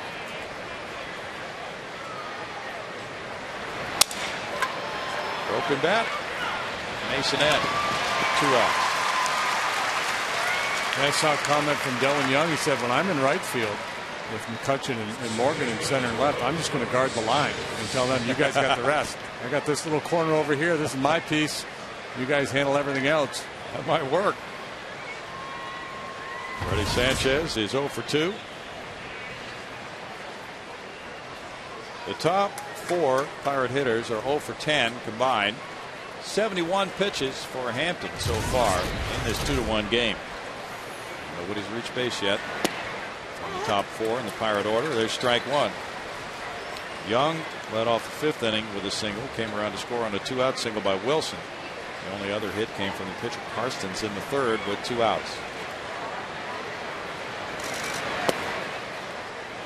It's 1-1. We were talking about Tom Glavine earlier. Well, Hampton and Glavine both have 8-game winning streaks against the Pirates in their careers. Glavine did it from 91 through 93. Hampton has won 8 straight from Pittsburgh, going back to May 9th of 2000. And he and Glavine are tied for the longest against the Pirates since '54.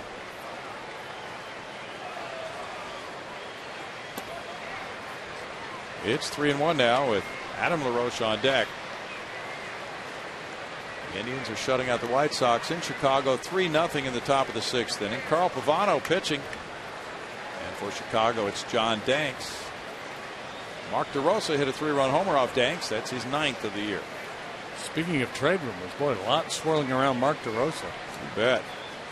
Well, Cleveland is in last place, 10 games under 500. And DeRosa had a very good year for the Cubs last year. A lot of people would probably like to add him to a kind of contender right now. Up the right field line, Hunter Pence going toward the corner, and they reach out in Hunter's Lodge for that play.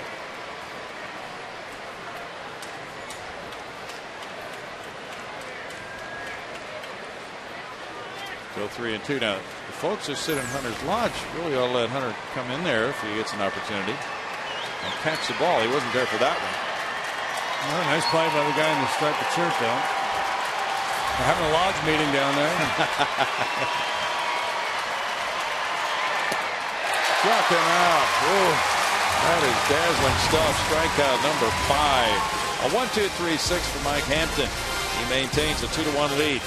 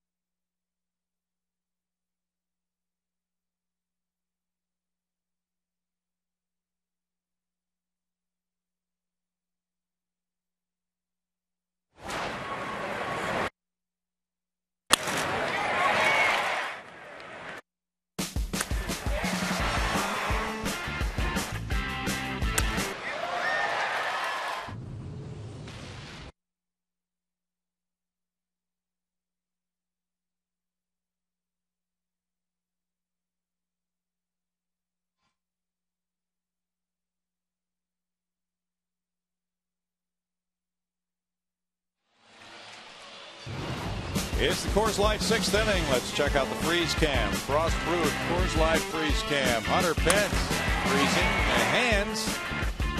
And the left side of the body started to move, but as you can see, he's kept those hands back so he can drag the ball to right field. He has 2 hits and a sac fly tonight. Swinging the bat well. Now Lance Berkman takes ball 1. Home 6th inning underway. He's walked and flied to right. That's the thing about Hunter. He's so strong. His hands and arms, wrists are so strong. His body can be gone. He can be way out in front of the pitch and all the weight gone, the transfer already done. He's still able to generate enough power with just his hands alone. He is fun to watch. 2 balls and a strike. It'd be interesting. It'd be interesting to poll the players and ask them, hey, if there were a team arm wrestling tournament, who do you think would win? I think my money would be on Hunter Pence. Carlos might give him a run for his money. Well, I mean, yeah, Lance, strong guy. There's probably any number of guys down there. And I'm guessing there's about 25 of them that would say, yeah, me. I would pick me. In the dirt for ball 3, full count. Lance drew his 38th walk of the year back in the 2nd inning, but then he was erased on a double play ball hit by Blum. Carlos Lee was thrown out at 2nd for the final out of the 5th inning with Hunter Pence standing on 3rd. That one goes out of play. It's still 3-2. Astros have had their base running exploits in recent days that have cost them some runs. Rockies 1, Cardinals 0 at the end of 5 in St. Louis. De La Rosa versus Wainwright. Berkman takes ball 4. 3rd walk. 2nd time he has walked tonight, and both times Carson's trying to get him to go after something down. First time it was a changeup off the plate. This time he's just trying to throw a good low fastball, and it's a pitch a lot of guys are going to offer at it. Didn't miss by much.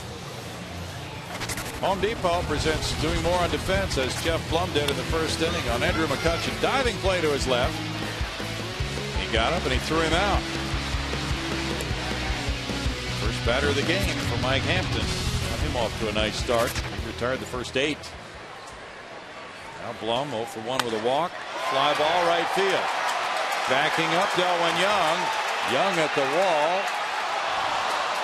And here's the tag by Berkman. Berkman to 2nd. Good heads up base running on a long out number 1. Don't see that all that often. 2nd time Lance has done it on this homestand. He did it earlier on a deep drive to center field. And just great recognition.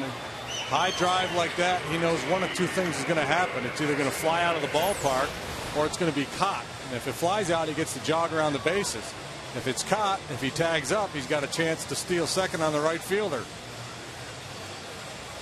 And he did it.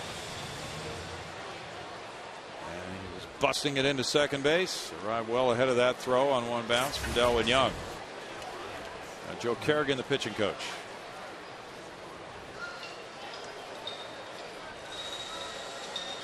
Edwin Masonette has a single and a strikeout. Quintero's on deck here in the 6th inning in this 2-1 game. Rockies have called up Carlos Gonzalez. Hot prospect, was leading all the minor leagues in RBIs. He had 59 RBI in 48 games at AAA. And they sent Matt Merton to AAA. And they also designated Jason Grilli for assignment, a relief pitcher that we saw here last night. And he struggled lately, but he's got a good arm.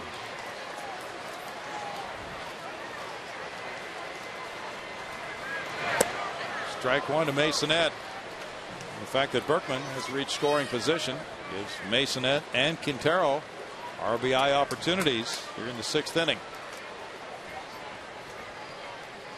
Well, it'll be interesting to see how they figure out that playing time with Dexter Fowler and Gonzalez and Seth Smith. Berkman takes off for 3rd, and he'll make it easily without a throw. That's his first steal of the year, and he took a great time for it. Yeah, they weren't really paying much attention to him out there in the middle of the infield. He gets a great jump. It's 1 look back and then pitch by Karstens. Lance timed it perfectly. You got to make sure you vary your looks back there. That brings the infield in with a 1-1 count. Slash foul. Well, Berkman is just taking this game into his own possession as far as his legs go. 4:29 for Masonette with runners in scoring position. It's a heck of a lot easier to get that runner home from third with 1 out. That's his channeling Maury Wills here tonight. Lonks tags up, gets second on a fly ball, steals third, and now he's breaking for home. No, just kidding, folks. Wouldn't that be something? Get carried away. 2 balls and 2 strikes.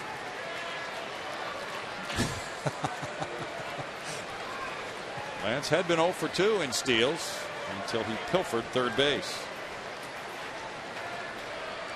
A play like that could be so big. Sean Burnett, the lefty, warming up in the Pirates bullpen. And also the right-hander Evan Meek. Bouncer goes foul. And psychologically, that does a lot for a hitter. Steal of third in that type situation. And we saw it with the back-to-back sac flies in the third inning by Keppinger and Pence. Doesn't have to get a hit to drive in a run. Yeah, you have to as a hitter, I think you have to take the infield in out of the equation. Try to just block that out. 3-2. Talked to a number of managers and coaches and people over the years and their philosophy, infield in or not. And the more guys I talk to, the more seem to embrace pulling the infield in situations where years ago they would not. And the main reason they do it is because they say it gets in the hitter's head. Just gets the hitter thinking about a lot of different things up there and takes him out of that just one pitch at a time mentality.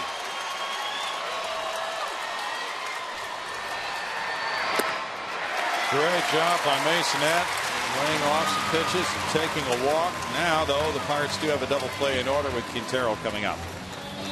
But still, Masonette did not chase, did not get himself out, so to speak. That's 4 walks for Karstens. Curveball wasn't all that close. 100 pitches now for Karstens, 65 strikes. A long look by Q down there, Dave Clark.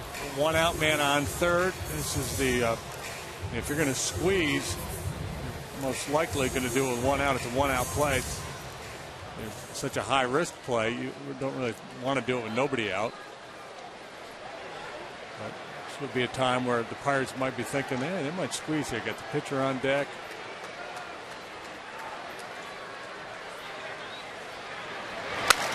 Quintero drives it to right center field. Young on the run. That is a gapper off the wall, scoring Berkman. Masonette coming home behind him. Relay throw to the plate is offline. Quintero into third, and the Astros get 2 runs home to lead it 4-1.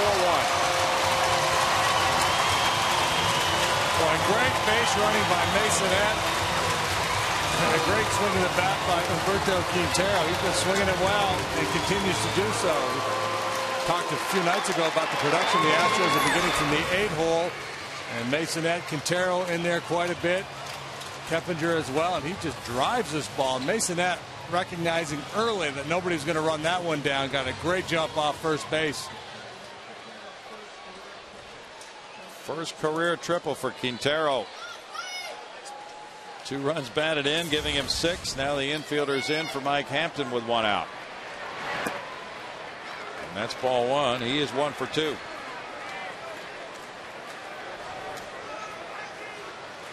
Berkman really fueled it. He drew a walk, tagged up, deep drive to right field, went from first to second, stole third. And a walk to Masonette, and Quintero got his 2nd hit of the game. 2-0. This is a chance where you might, an opportunity where you might think about dropping down a squeeze bunt here too.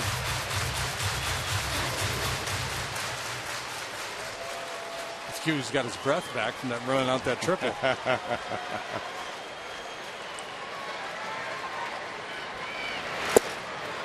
Now it's 3-0 to Mike Hampton. Karstens at 102 pitches.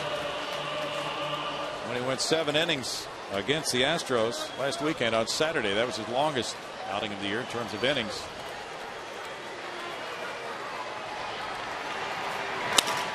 At the end of the bat to right, Young.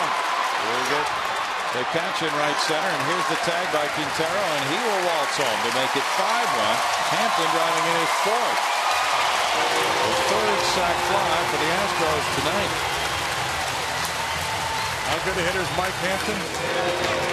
How many pitchers in the league get the green light on 3-0?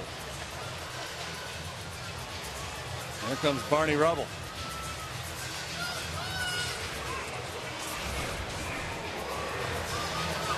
A 5-1 ball game. Michael Bourne doubled in the third and scored. He is 1 for 3. Strike one for Karstens.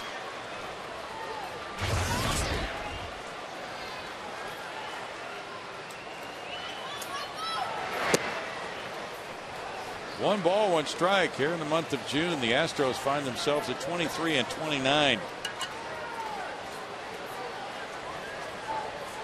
Trying to put things together. They won 5 of 7. If they can have a good series here against the Pirates. Off day Monday. Then the Cubs come calling. 2 balls and a strike. The next road trip takes them to Arizona, Texas, and Minnesota. So that Cubs series will be the last for a while for them in the NL Central.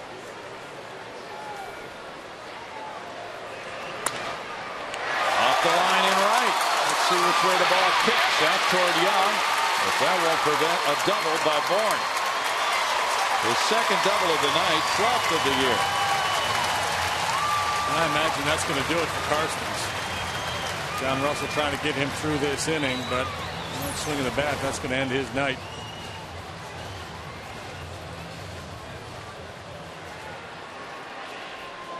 Bourne hustling around to second base for the second time tonight will prompt a pitching change to right-hander Evan Meek.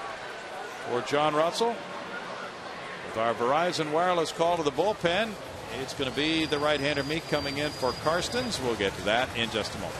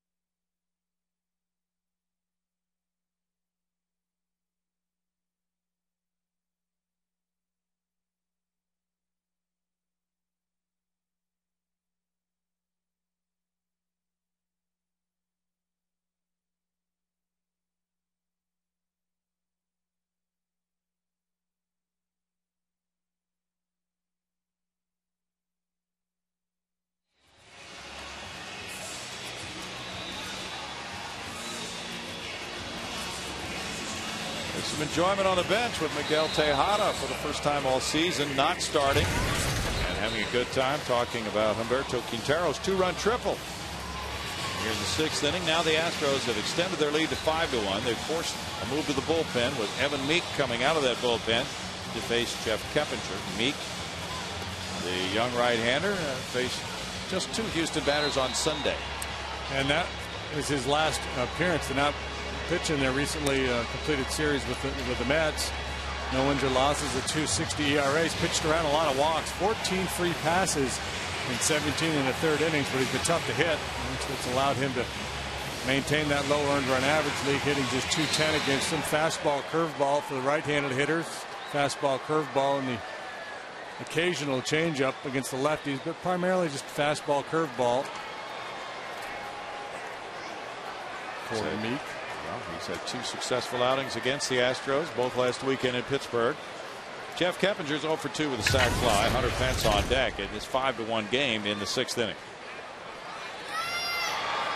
With a turn back towards second on Michael Bourne. Evan just turned 26 years old from Bellevue, Washington. The Twins drafted him in 2002 in the 11th round. He was a Padre, and then they dealt into the Rays. 205 pick by the Pirates more than a year ago. He delivers strike one to Keppinger.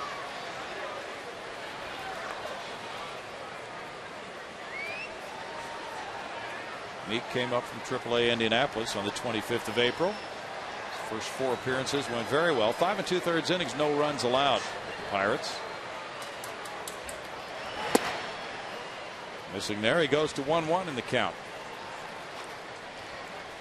Pirate bullpen with 8 wins, 9 losses, a 4.21 ERA so far this season.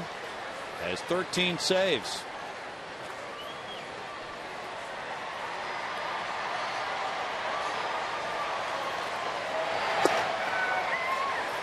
It's 2 balls and a strike.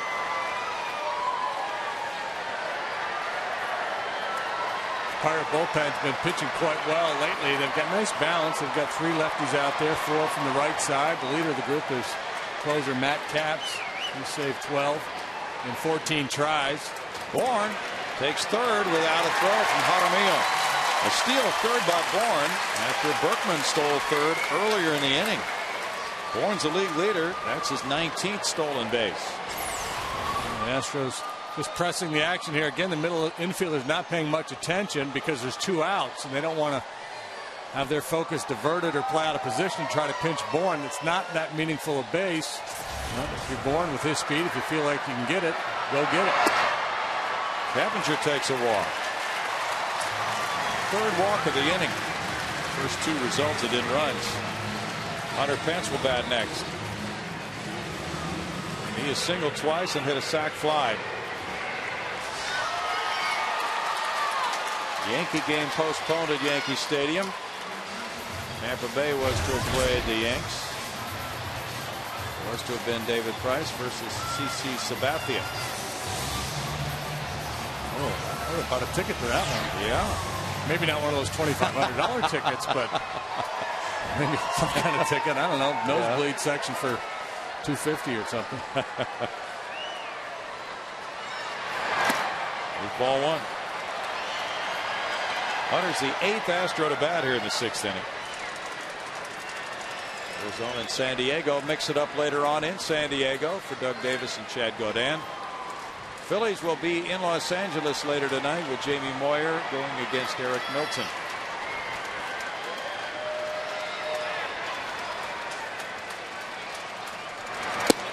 Boy, Giovanni Gallardo continues to assert himself. 8 shutout innings tonight for the Brewers. Allowed just 2 hits. And the Brewers in a 4-0 lead over the Braves. Atlanta batting in the 9th. Where is Nate McLouth hitting in the lineup, you know? He's in the 3-hole.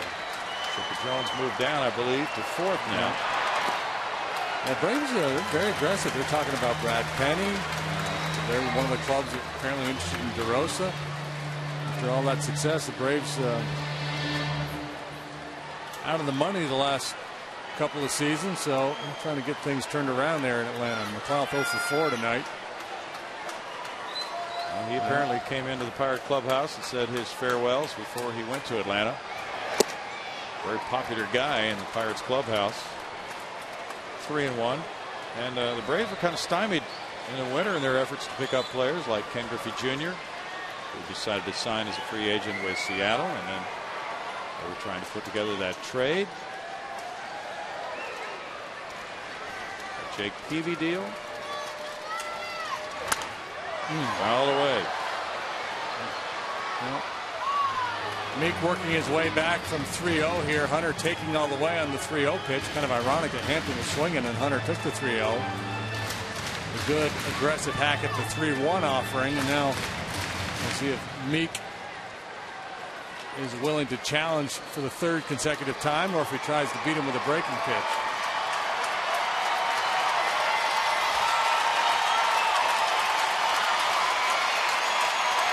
Going from first, and it's ball 4. Another walk for Meek loads the sacks for Carlos Lee.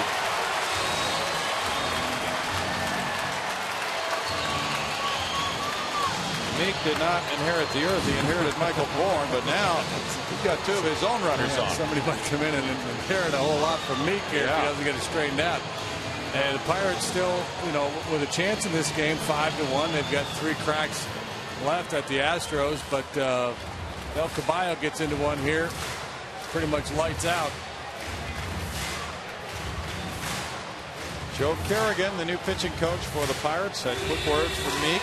Now Lee, 1 for 3, single to left in the 5th. 5-1 game. He could pretty well open it wide for Mike Hampton.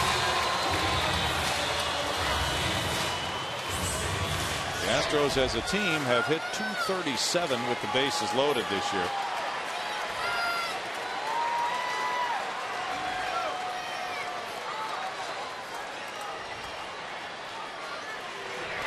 Carlos 0 for 2 with the bases loaded. There's strike 1 to him. You could see him start to open up that front hip. He was looking for something middle in that he could hit out of here. And he threw him a good little slider, a little cutter or something over the outside edge.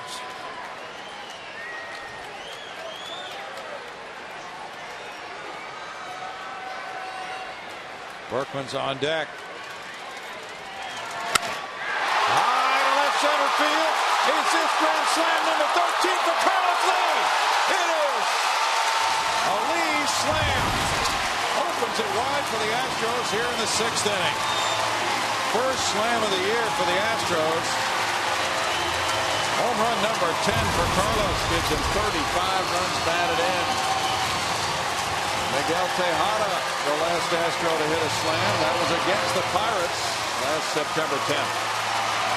A lot of noise with 2 outs here tonight for the Astros. Big swing in the bat by. As good as that strike 1 pitch was, that's how bad this one was. Trying to go outside with a breaking ball and just threw him a hanger. And if you hang it, he will bang it. 9-1 Astros. They have 10 hits. They have batted around. Lance Berkman started it with his legs. You see that smile on Mike Hampton's face? That's a smile that said, I just got my 4th win of the year. Berkman drew a walk on a 3-2 count. Tagged up on a deep fly ball to right. Went to second. Stole third. And then came home on a triple by Quintero. He started it with his base running and by laying off some pitches. And there have been 4 walks in the inning, leading to 4 of these 7 runs in the frame. And the only 2 outs, the sac fly by Hampton, and then the fly ball that Blum hit that almost flew out of here that Lance was able to advance to second on. And one good at bat after another. Way to go, hitting coach. Sean Berry, 1-2, has watched the most productive inning for the Astros this season. Previous high, 4 runs in 1 inning. 7 runners have touched the plate in this one. Tejada's just beside himself that he's not part of this.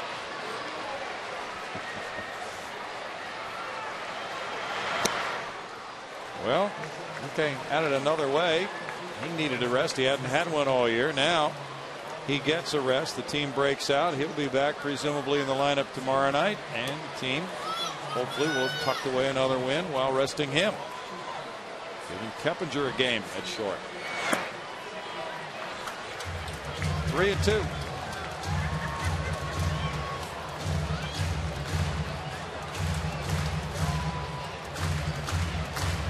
Berkman's a .290 career hitter against the Buccos. Astros trying to go 5-2 against Pittsburgh this season. Liner to left center. Nigel Morgan goes way back, and it goes to the bullpen wall.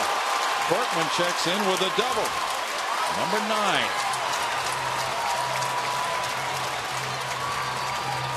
The Astros have not had many lopsided wins this year. And the punishment continues for Meek. Fastball belt high. 5-game hitting streak now for Lance. He's 7 hits away from 1,500 for his career. Jeff Blum will try to drive him home. Jeff 0 for 2 with a walk. Bouncer to first. 11 Astros parade to the plate in the 6th inning, the biggest inning of the year for Houston. 7 runs coming home on 4 hits. There were 4 walks in the frame. Good base running, productive hitting, 9-1.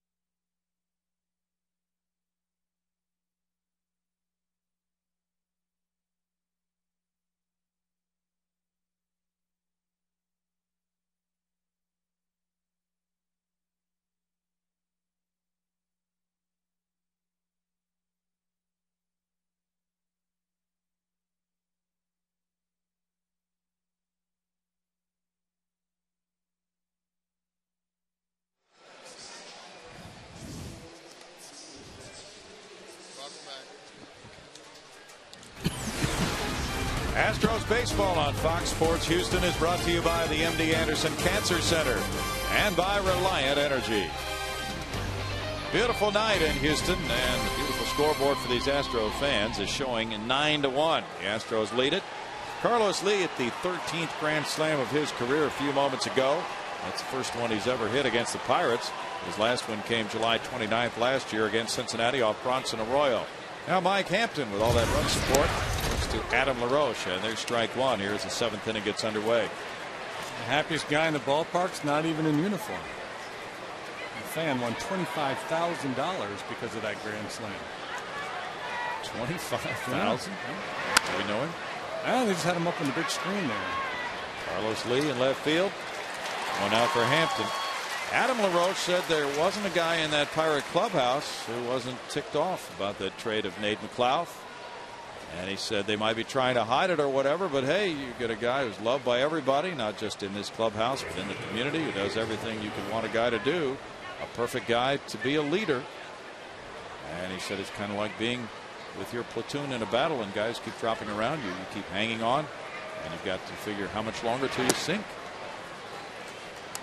Delwyn Young looks at ball one. He singled and scored in the 5th.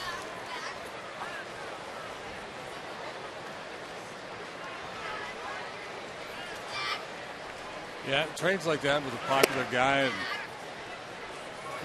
are tough, but it's amazing how quickly players get over it.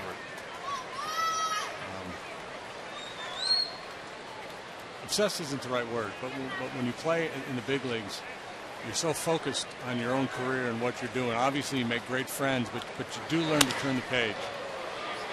Liner to right for a hit. Delwyn Young's 2 for 3. The reality is you have no choice. You can't control it, so you just got to keep playing. What's on tap with the Astros is brought to you by Bud Light. Next 2 games will find Paul Maholm squaring off against Roy Oswalt tomorrow. Astros live at 5:30, and then Sunday. That game Sunday is on May 20.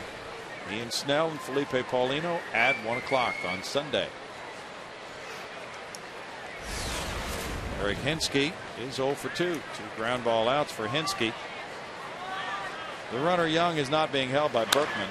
Bouncer goes to Berkman and foul. Yeah, he just casually flipped the throw into left field just for the heck of it. He's working on it. Yeah, he's trying to avoid this. He's trying to avoid the sack. That's not grounding because he was outside the box. Oh, okay. Yeah, okay. So that's the way it works in baseball. inside the first base box. Strike to Hinske. Jaramillo's on deck. Hampton shooting for win number 4. That's smacked up the middle by Masonette into right center field. Picked up by Michael Bourne.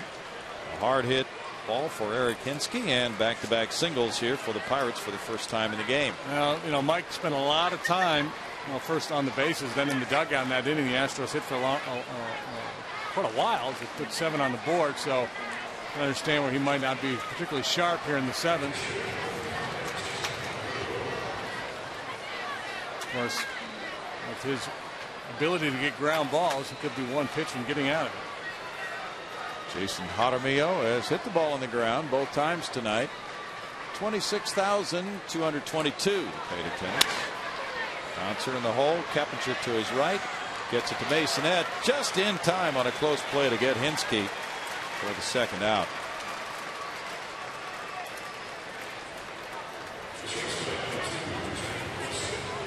Jack Wilson bats next. This ball hitting the hole. The only option was second base, and they just got him. Hampton has not won a game at Minute Maid Park in 7 starts since April 30th of 03 when he was a Brave and he beat Wade Miller. Jack Wilson moves out of the way. There's ball 1. He had the RBI single to right in the 5th inning. Any idea what Wade Miller's doing now? I don't. That's a good question. Haven't heard anything from Whitey. Brewers shut out the Braves 4-0 on a 2-hitter by Gallardo and Villanueva.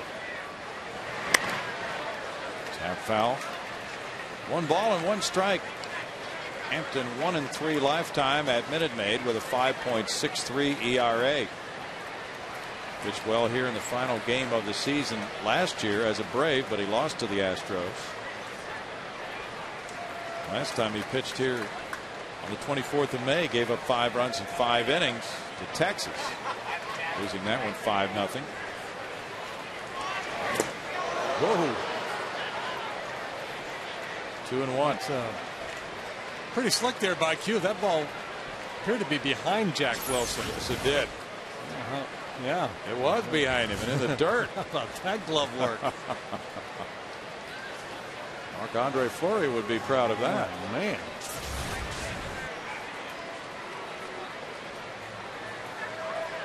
Two and one. Pitcher spot due up next, but nobody's in the on deck circle. Grounder third.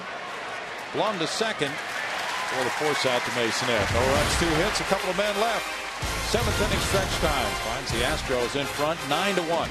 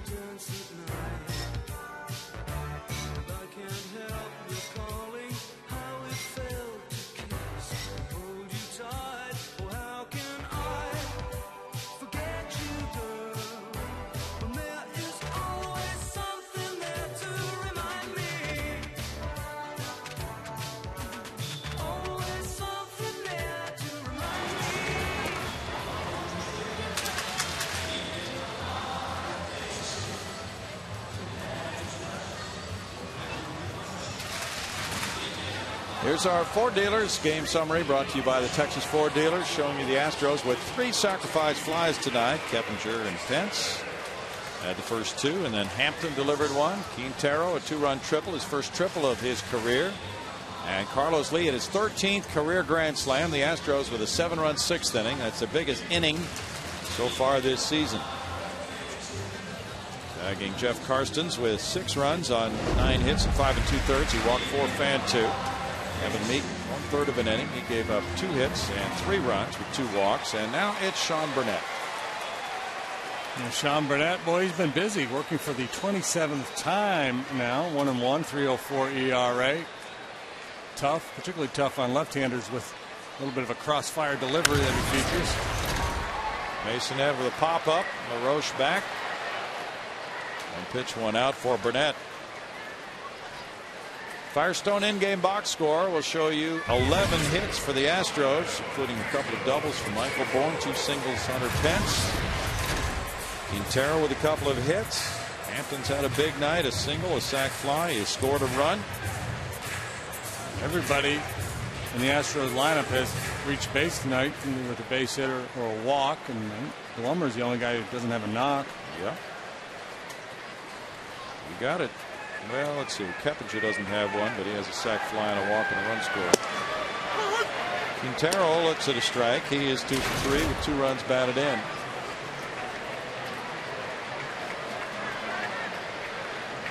Jeff Fulcino's warming up for Houston with this 8-run lead now.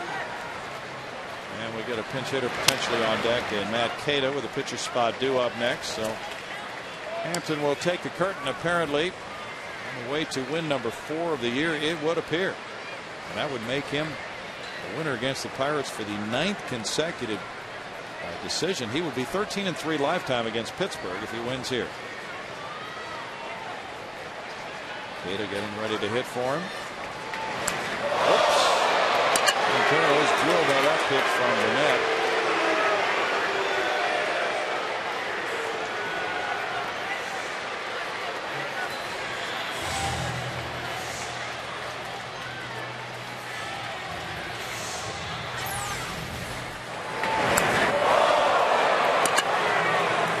Third hit batsman of the year for Burnett. He got smoked by a heater in the upper arm.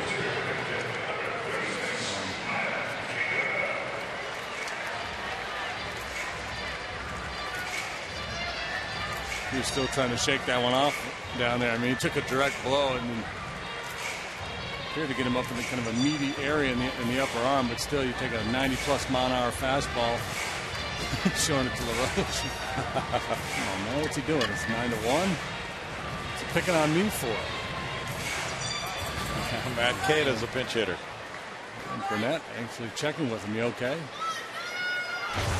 That was Oral Hershiser's deal. Oral used to drill you and then go, I'm sorry, man, you okay? Right.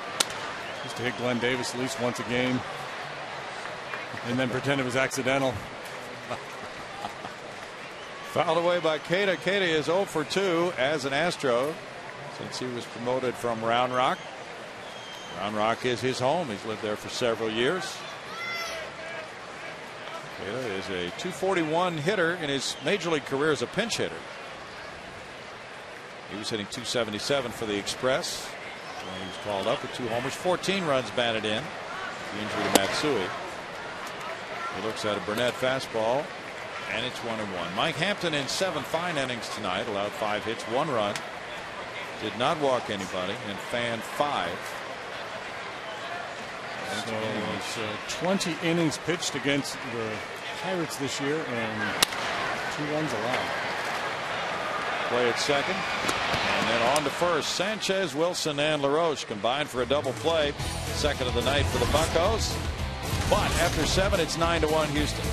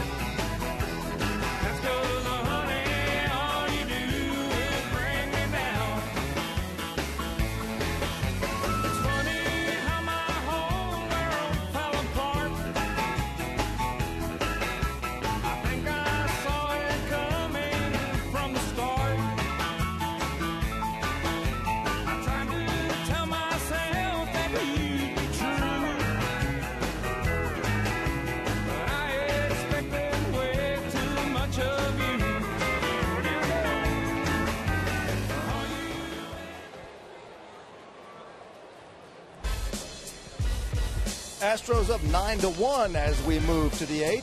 Fox Sports Houston joins the Astros in Action Foundation next Wednesday during the Cubs game by presenting 10 once-in-a-lifetime Astros experiences for auction during the game.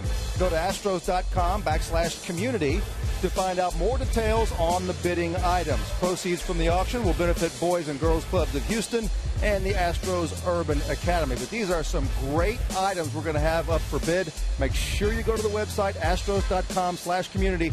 Check it out and be ready to bid next Wednesday, Brownie. We're hearing that Ace Deshays might be up for bid.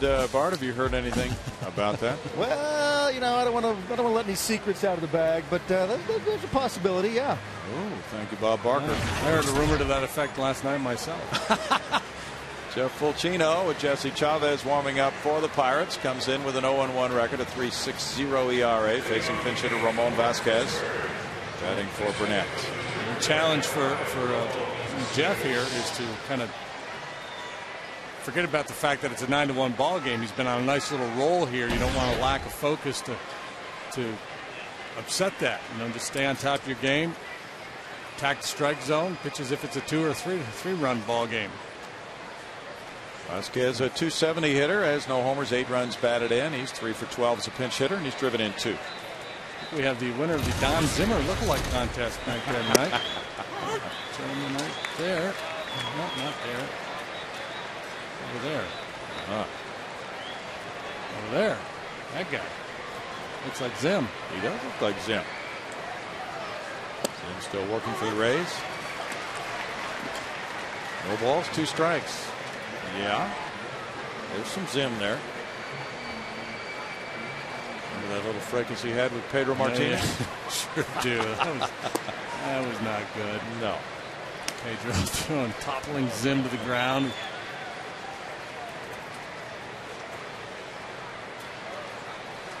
The guy behind him's having a pretty good time too.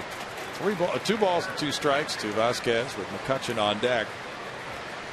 Fulcino last pitched in Tuesday night's game against the Rockies. 1 scoreless inning for Jeff.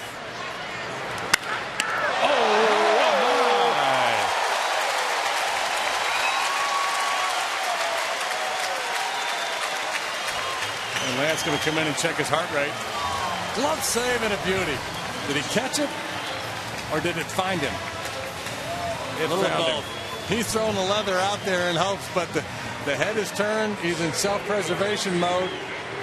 Yeah. Oh, yeah. Then afterwards, it's all style. Yeah, I got it. Can of corn. Had it all the way. Boom.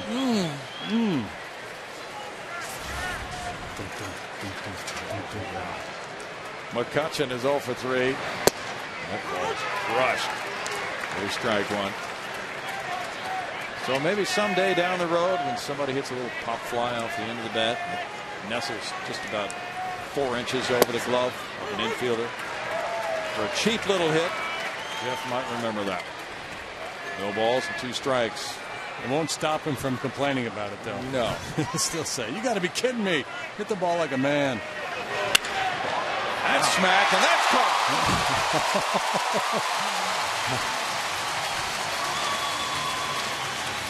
Keppinger without number 2. And Keppinger saying that started this high and then continued to rise. Yeah. That was just bragging about his vertical.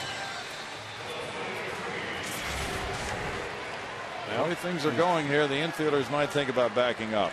Well, yeah, if I'm Fulch now, I just throw about a 48-mile-an-hour BP right down the middle. Go ahead, hit it. Somebody's going to catch it for me. Nyjer Morgan with ball 1. He's 0 for 3. Top 4, 0 for 13 for Pittsburgh. Nobody's been on base. Morgan looks at it, and it's 2-0. Hey, happy birthday to Russ Ortiz today. How old's Russ? Big Russ is 35. A young man. And speaking of Billy Spires, earlier Billy has a birthday today as well. He's 43. Probably playing to about a 2 handicap. Who's Rolf Bongs? I got no idea. Matt Bullard. Yeah. 3-1. What do you think Bull's doing along about now? Kicking back by the pool. I suspect. No idea. Maybe he's out shooting some hoops. He's a baseball fan, isn't he? I don't know. 3 balls, 2 strikes. What was that other guy? Pooh somebody? And Ralph Bongs? Don't know. These names are fictitious. Yeah, they can't be real. Pooh? What's that, Norwegian? Foul away. Probably won the Nobel Prize. Pooh Songling. Now, Art Donovan, the football guy, right? Yeah. He was fun. Used to be on Carson all the time. Yes, he did. Bill Moyers, 1934.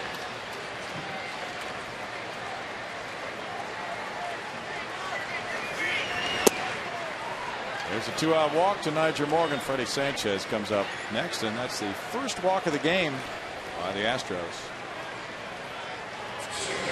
No better way to catch an Astros game than with a group at beautiful Minute Maid Park. Astros group tickets are fun. They're affordable. How about church groups, company picnics, things of that nature? 20 or more, and you can enjoy group rates. Why don't you call 1-800-ASTROS-2 or visit astros.com.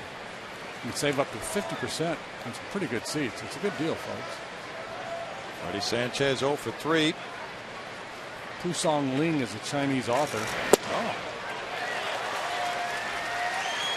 1 ball and 1 strike. Ralph Bong was an author too.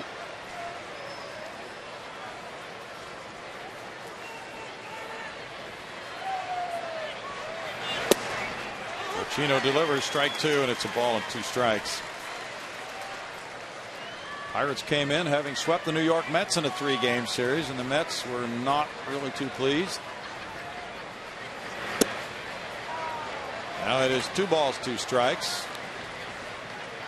The Astros trying to keep it moving on this homestand. They're 12-16 at home this year. This is one of 3 10-game homestands they will have this season. Foul back, still 2-2. The Mets beat Washington 3-1 with 2 in the 10th.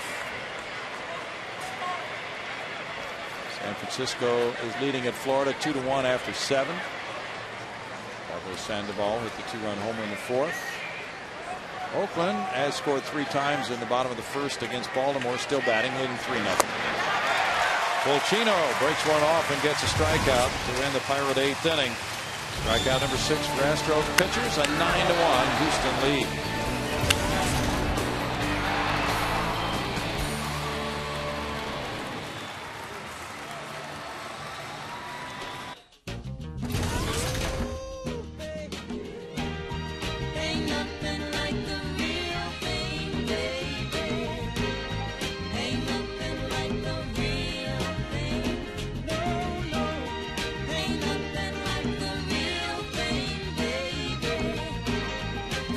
It's time to bring you up to speed with the AT&T Rapid Rewind.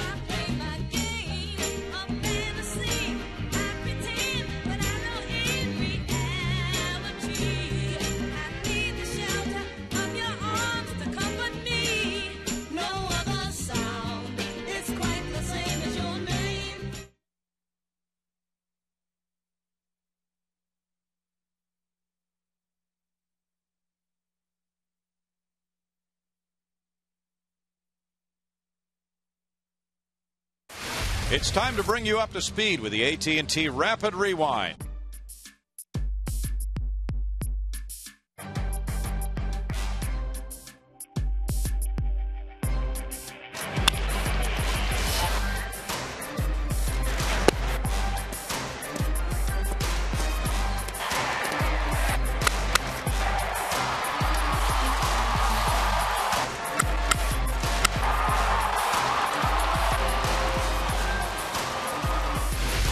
AT&T, the nation's fastest 3G network. AT&T, your world delivered. It is 9-1. The Astros leading it. Ramon Vasquez stays in after pinch hitting for the pitcher Burnett to play second base. New pitcher is Jesse Chavez. He gets a foul ball from Michael Bourne.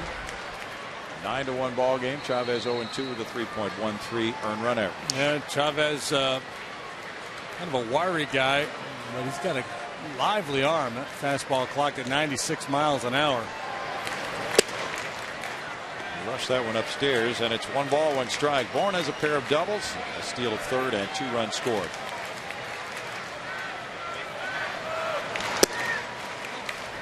Now it's 2-1. Keppinger and Pence to follow here in the Astros' 8th inning. The Rockies just dropped a 6-run 7th on the Cardinals at St. Louis to lead 8-1. For Jorge De La Rosa, who's looking for his first win. 3-1 to count. Reyes gave up 3 earned runs in that big Colorado rally. Bourne draws a walk. Walks have been mounting for the Pirates. Yeah, it's their undoing in the 6th. It started with a leadoff walk to Lance Berkman. It's just a good at bat there. You're getting a blowout game. A lot of times hitters are up there a little careless, but Michael seeing the ball well and not willing to give up an at bat. 7 walks for the Astros. Only 2 teams have drawn fewer walks than Houston this year in the National League. Keppinger has a walk and a run scored. Also a sac fly tonight. There's ball 1 to Jeff. Chavez worked yesterday, 1 inning against New York. Gave up a run. Delwyn Young goes back into right center. 1 down. And it's Hunter Pence. He's had a big game. 2 singles, a walk, a sac fly, a run scored. Wednesday night, he had 4 hits. 2 singles, a triple, and a homer. Drove in 3. Nice homestand for Hunter Pence so far. Carlos Lee comes out to the on-deck circle. Albert Pujols hit his 18th tonight for the Redbirds. Strike to Pence. Dexter Fowler number 3. Ian Stewart number 9 for the Rockies.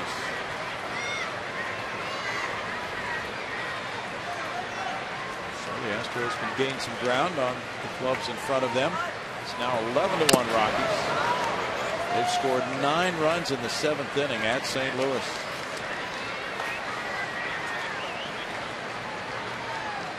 Cubs won 2-1.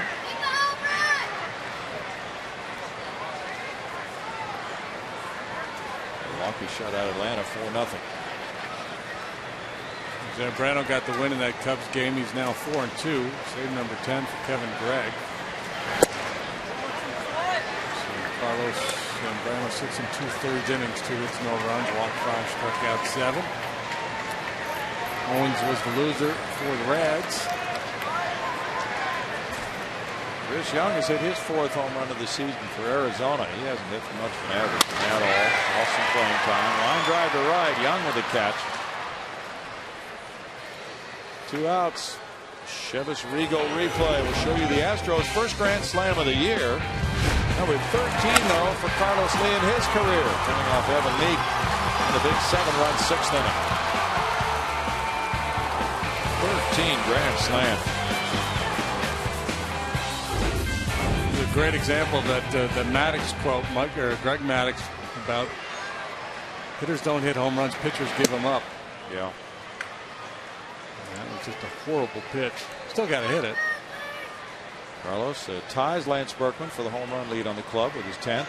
Takes over the RBI lead with 4 tonight. Calls it back, and it's 1-1.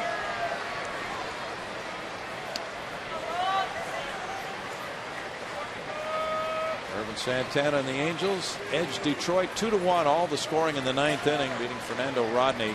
Ryan Fuentes got his 15th save. On the chin. 2-1. Lou looking out at Jesse Chavez.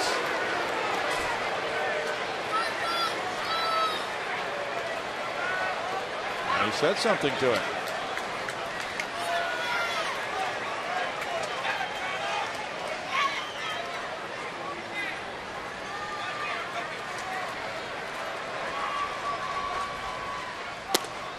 Try to throw that one 105. I'm going to let Carlos know he wasn't going to be intimidated. If Nolan Ryan were on the mound, Carlos would be laying on his back right now, taking umbrage at the first one. He said, okay, you don't like that one? Try this one. A little bow tie.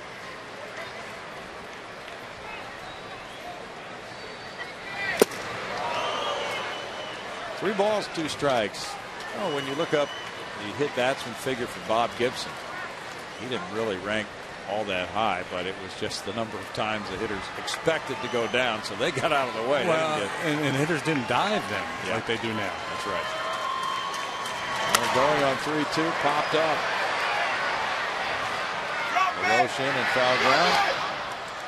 In the 8th, no runs, no hits, and a man stranded. Moving to the 9th, 9-1 Astros.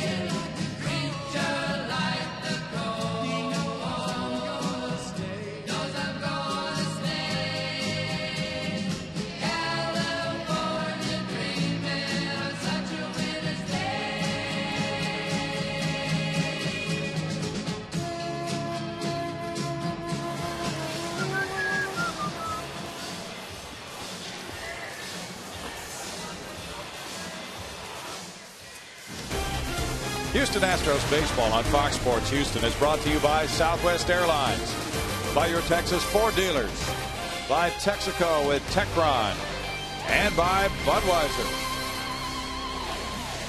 It's been a very enjoyable evening here in the ballpark on the east side of downtown. Fans enjoying what they've been seeing from the Astros. 26,222 the paid attendance. We saw the Astros explode for 7 in the 6th inning, including a grand slam by Carlos Lee. Jeff Fulcino trying to close it out here, facing Adam LaRoche, who's 0 for 3.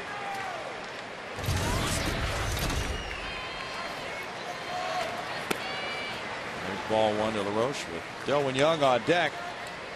Eric Hinsky due to bat 3rd in the inning. Ricky Romero in Toronto knocked off Kansas City 9-3, beating Zach Greinke.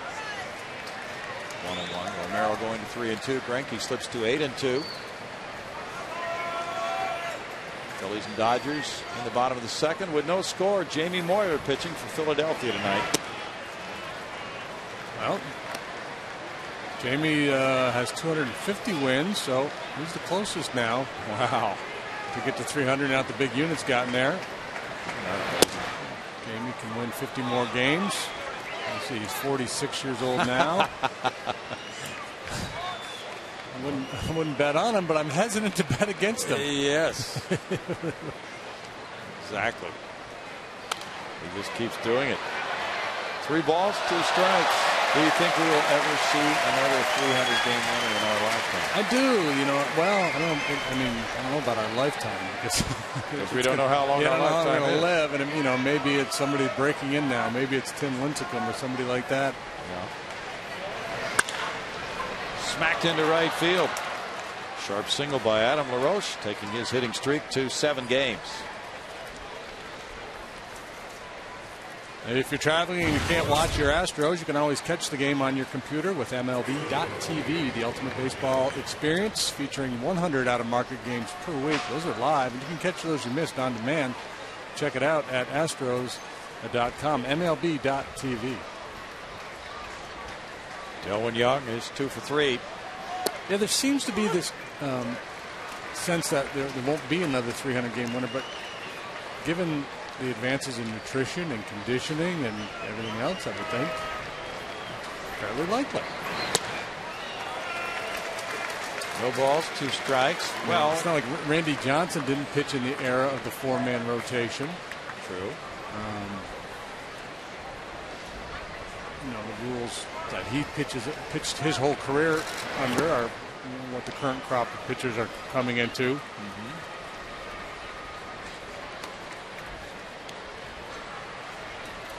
And especially with what's going on in Arlington now with Nolan, promoting, trying to stretch starters out a little longer. If he has success, I imagine other clubs will start to follow suit. That means more decisions for starters. 2 balls, 2 strikes.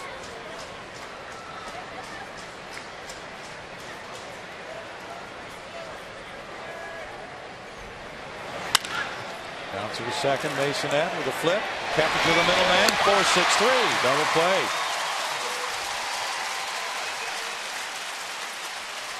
Taylor made for Jeff Fulcino to get 2 outs.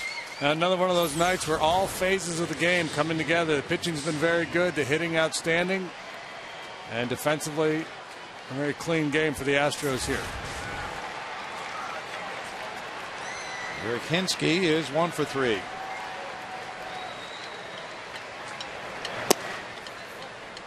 Fulcino delivers ball 1. The winner for the Mets, Sean Green, as they beat Washington 3-1 in the 10th. Joel Hanrahan lost it. He's 0-3. K-Rod got his 15th save. 1 ball and 1 strike. Mets began the night 4 behind the Phillies. And the Braves began the night at 500, 6 games back. Shut out by Milwaukee and Gallardo. 2 balls, 1 strike.